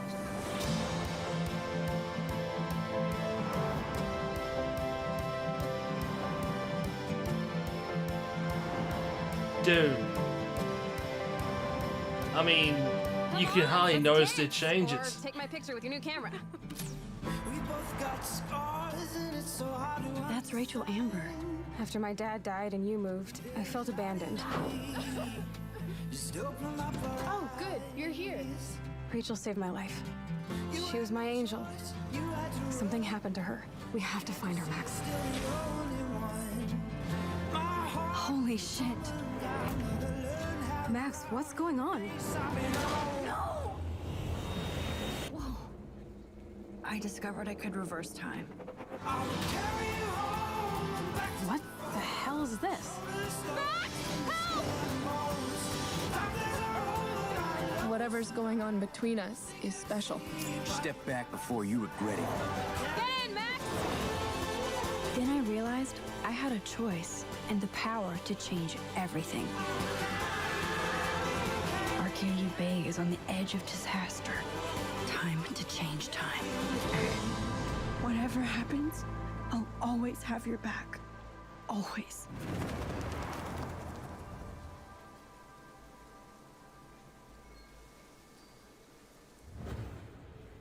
Hi, I'm Maya, also known as MXMTune. I'm a musician and the singing voice of Alex Chen in the upcoming Life is Strange True Colors. I hope you I enjoyed noticed that you didn't first look include at any official platforms gameplay with that from the remastered collection. As a longtime fan, I know I did. You can see the love and care that Deck 9 have put into remastering both Life is Strange and Before the Storm. This collection features improved character animation, lip sync, and visuals, breathing new life into these two beloved games. I'm looking at this and there's really nothing that's it still looks. Life is Strange: True Colors, a small-town supernatural mystery. You once said that you remastered it. Alright, I believe you. Using her psychic power of empathy to unravel the shocking secrets of Haven Springs. Today, we have a first look at Alex's unique power in action. Here's game director Zach Garris for more. Alex's psychic power of empathy is integral to the story of Life is Strange: True Colors. It impacts every relationship she builds and every decision she makes. Never thought I'd have a freaky empath friend. For years, Alex has been unable to shut out the strong feelings of others, the fear, sadness, and anger of those around her, leading her to believe her power is a curse. In the wake of Gabe's death, Alex realizes the only way she can find the truth is to embrace her power. I can't believe this is happening. And the only way to understand is to feel what he's feeling. From the very start, you can use Alex's power to focus on brightly colored auras to gain an insight into people's emotions. Gabe was too young. Just too young. These valuable insights deepen Alex's relationships with the folk of Haven Springs, as well as sparking new dialogue options and events, as here from a scene very early on in the game. You're gonna lose her. You're gonna lose her, and it's all your fault. Alex has uncovered a secret that Mac wants to keep hidden from his long-term girlfriend, and now he is terrified that Alex will reveal it before he can talk to Riley. She is the best thing that's ever happened to me. So please, help me out. Mac's telling you a whole lot of bullshit. Listen. Thanks for telling me the truth, Alex. But are we still together? Are you serious? I need to get back to work. Sure, Alex, we'll get out of your way. When Alex encounters a particularly strong aura, she can reach out to actively connect with that person's emotions. This generates a nova, a supernatural flare that transforms the world around Alex into a reflection of that person's psyche. In this altered, emotionally charged state, Alex can experience fragments of thoughts and memories to get to the root of their issue. Emotions, like But what not David every Cage emotional wishes he crisis had. can be easily dealt with. Some carry a dangerous, even life-threatening amount of power. He's dead! I wish I were too. No decision is easy, and the consequences will be felt across the game. This anger could kill her. What if I could just take it away? Using Alex's power is the only way you can uncover the truth behind her brother's death. What would that do to her? What would it do to me? And even if I can, should I? How far will you go in pursuit of that truth? You can take the people's choice emotions. is That's yours. the bit. Oh, that's taboo right there. Alex's powers look so awesome. I have no idea how to make You think some of these that's choices, also that's but nerve-wracking. I can't wait to play it with you all when it comes out on September 10th. Don't forget, you can pre-order Life is Strange: True Colors now. And if you choose the Ultimate Edition, you'll also receive the Life is Strange Remastered Collection. And that's it for today. Make sure to follow the Life is Strange social channels for more.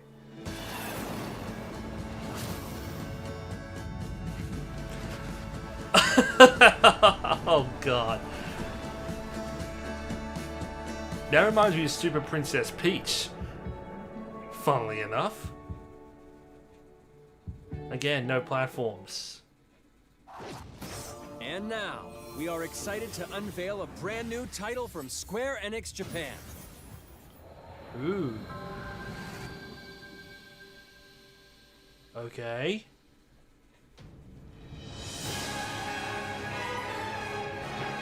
Tetsuya I'm here Nomura. to kill chaos.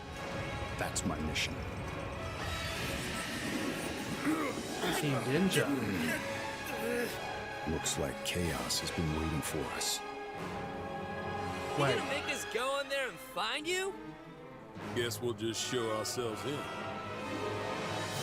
What? I only know one thing. I want to kill Is that this Chaos. I need to. It's not a hope or a dream. It's like a hunger. Is this a beat 'em up? Thirst. Okay.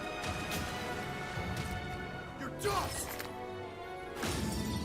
You sure Chaos is here? Yeah, they can only squash monsters for so long. I hate doing pest control. This is the Shrine of Chaos. He's here. We just have to hunt him down. Feel the pain. The darkness is so thick I can taste it. This is it. No doubt. Die already! There was a knight who left on the same journey as you, but never returned. His name was Garland. If you could, I would be grateful if you looked for him. Chaos. You keep saying chaos, mate.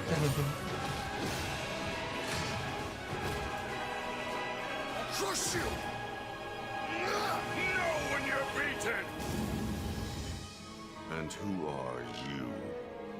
We're here to kill Chaos. The prophecy's very own Warriors of Light. He always wore such splendid armor, with a helmet that was terrifying to behold. It's Garland! No. I become chaos. Take a shot every time someone says chaos. Stranger of Paradise, Final Fantasy Origin. Alright.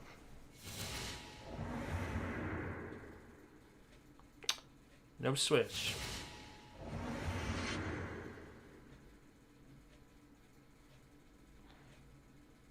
I'll leave you with a look at some of the amazing Square Enix titles you can play now, as well as those to come.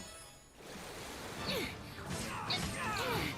hate to be the bearer of bad news, but Just hit me with it.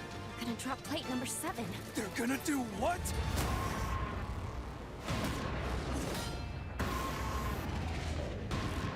So, we didn't get to see part 2.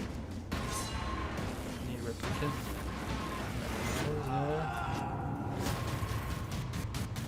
Oh yeah, the world ends with you.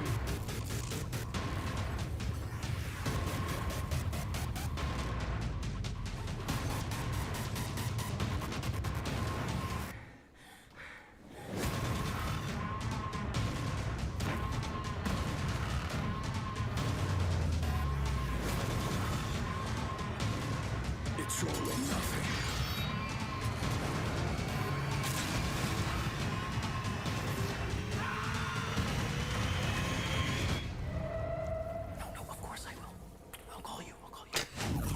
Thank you for joining us sorry. today. Okay. Keep an eye out for news about our next Square Enix Presents. I'm Matt Mercer. See you next time. Wow. That was... Yeah, no more review. That was... Meh. I'm sorry, that was pretty goddamn meh. I'm not even kidding you. That... I mean, look. I get it. You have the Marvel license, okay? Square Enix, I get it.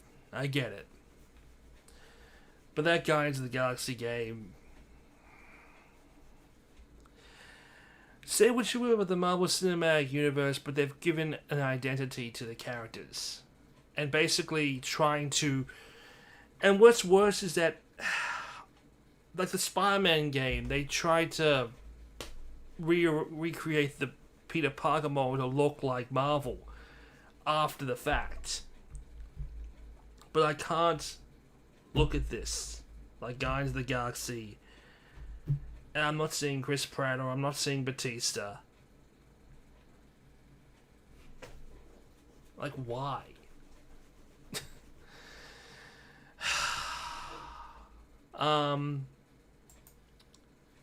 Yeah. Final Fantasy 1 through 6 coming to Steam and mobile, but not Switch? Are you out of your mind? I mean, never mind the fact that the mobile ports of Dragon Quest 1 through 3 are already on Switch. But I am concerned because I know that Square Enix hasn't exactly been consistent with their retro ports. Remember that Chrono Trigger port from a few years back that was so goddamn awful. Life is Strange, I noticed they didn't mention a single platform that the remastered or the new one's coming out on. I'm surprised that Life is Strange hasn't come out on Switch. I really am.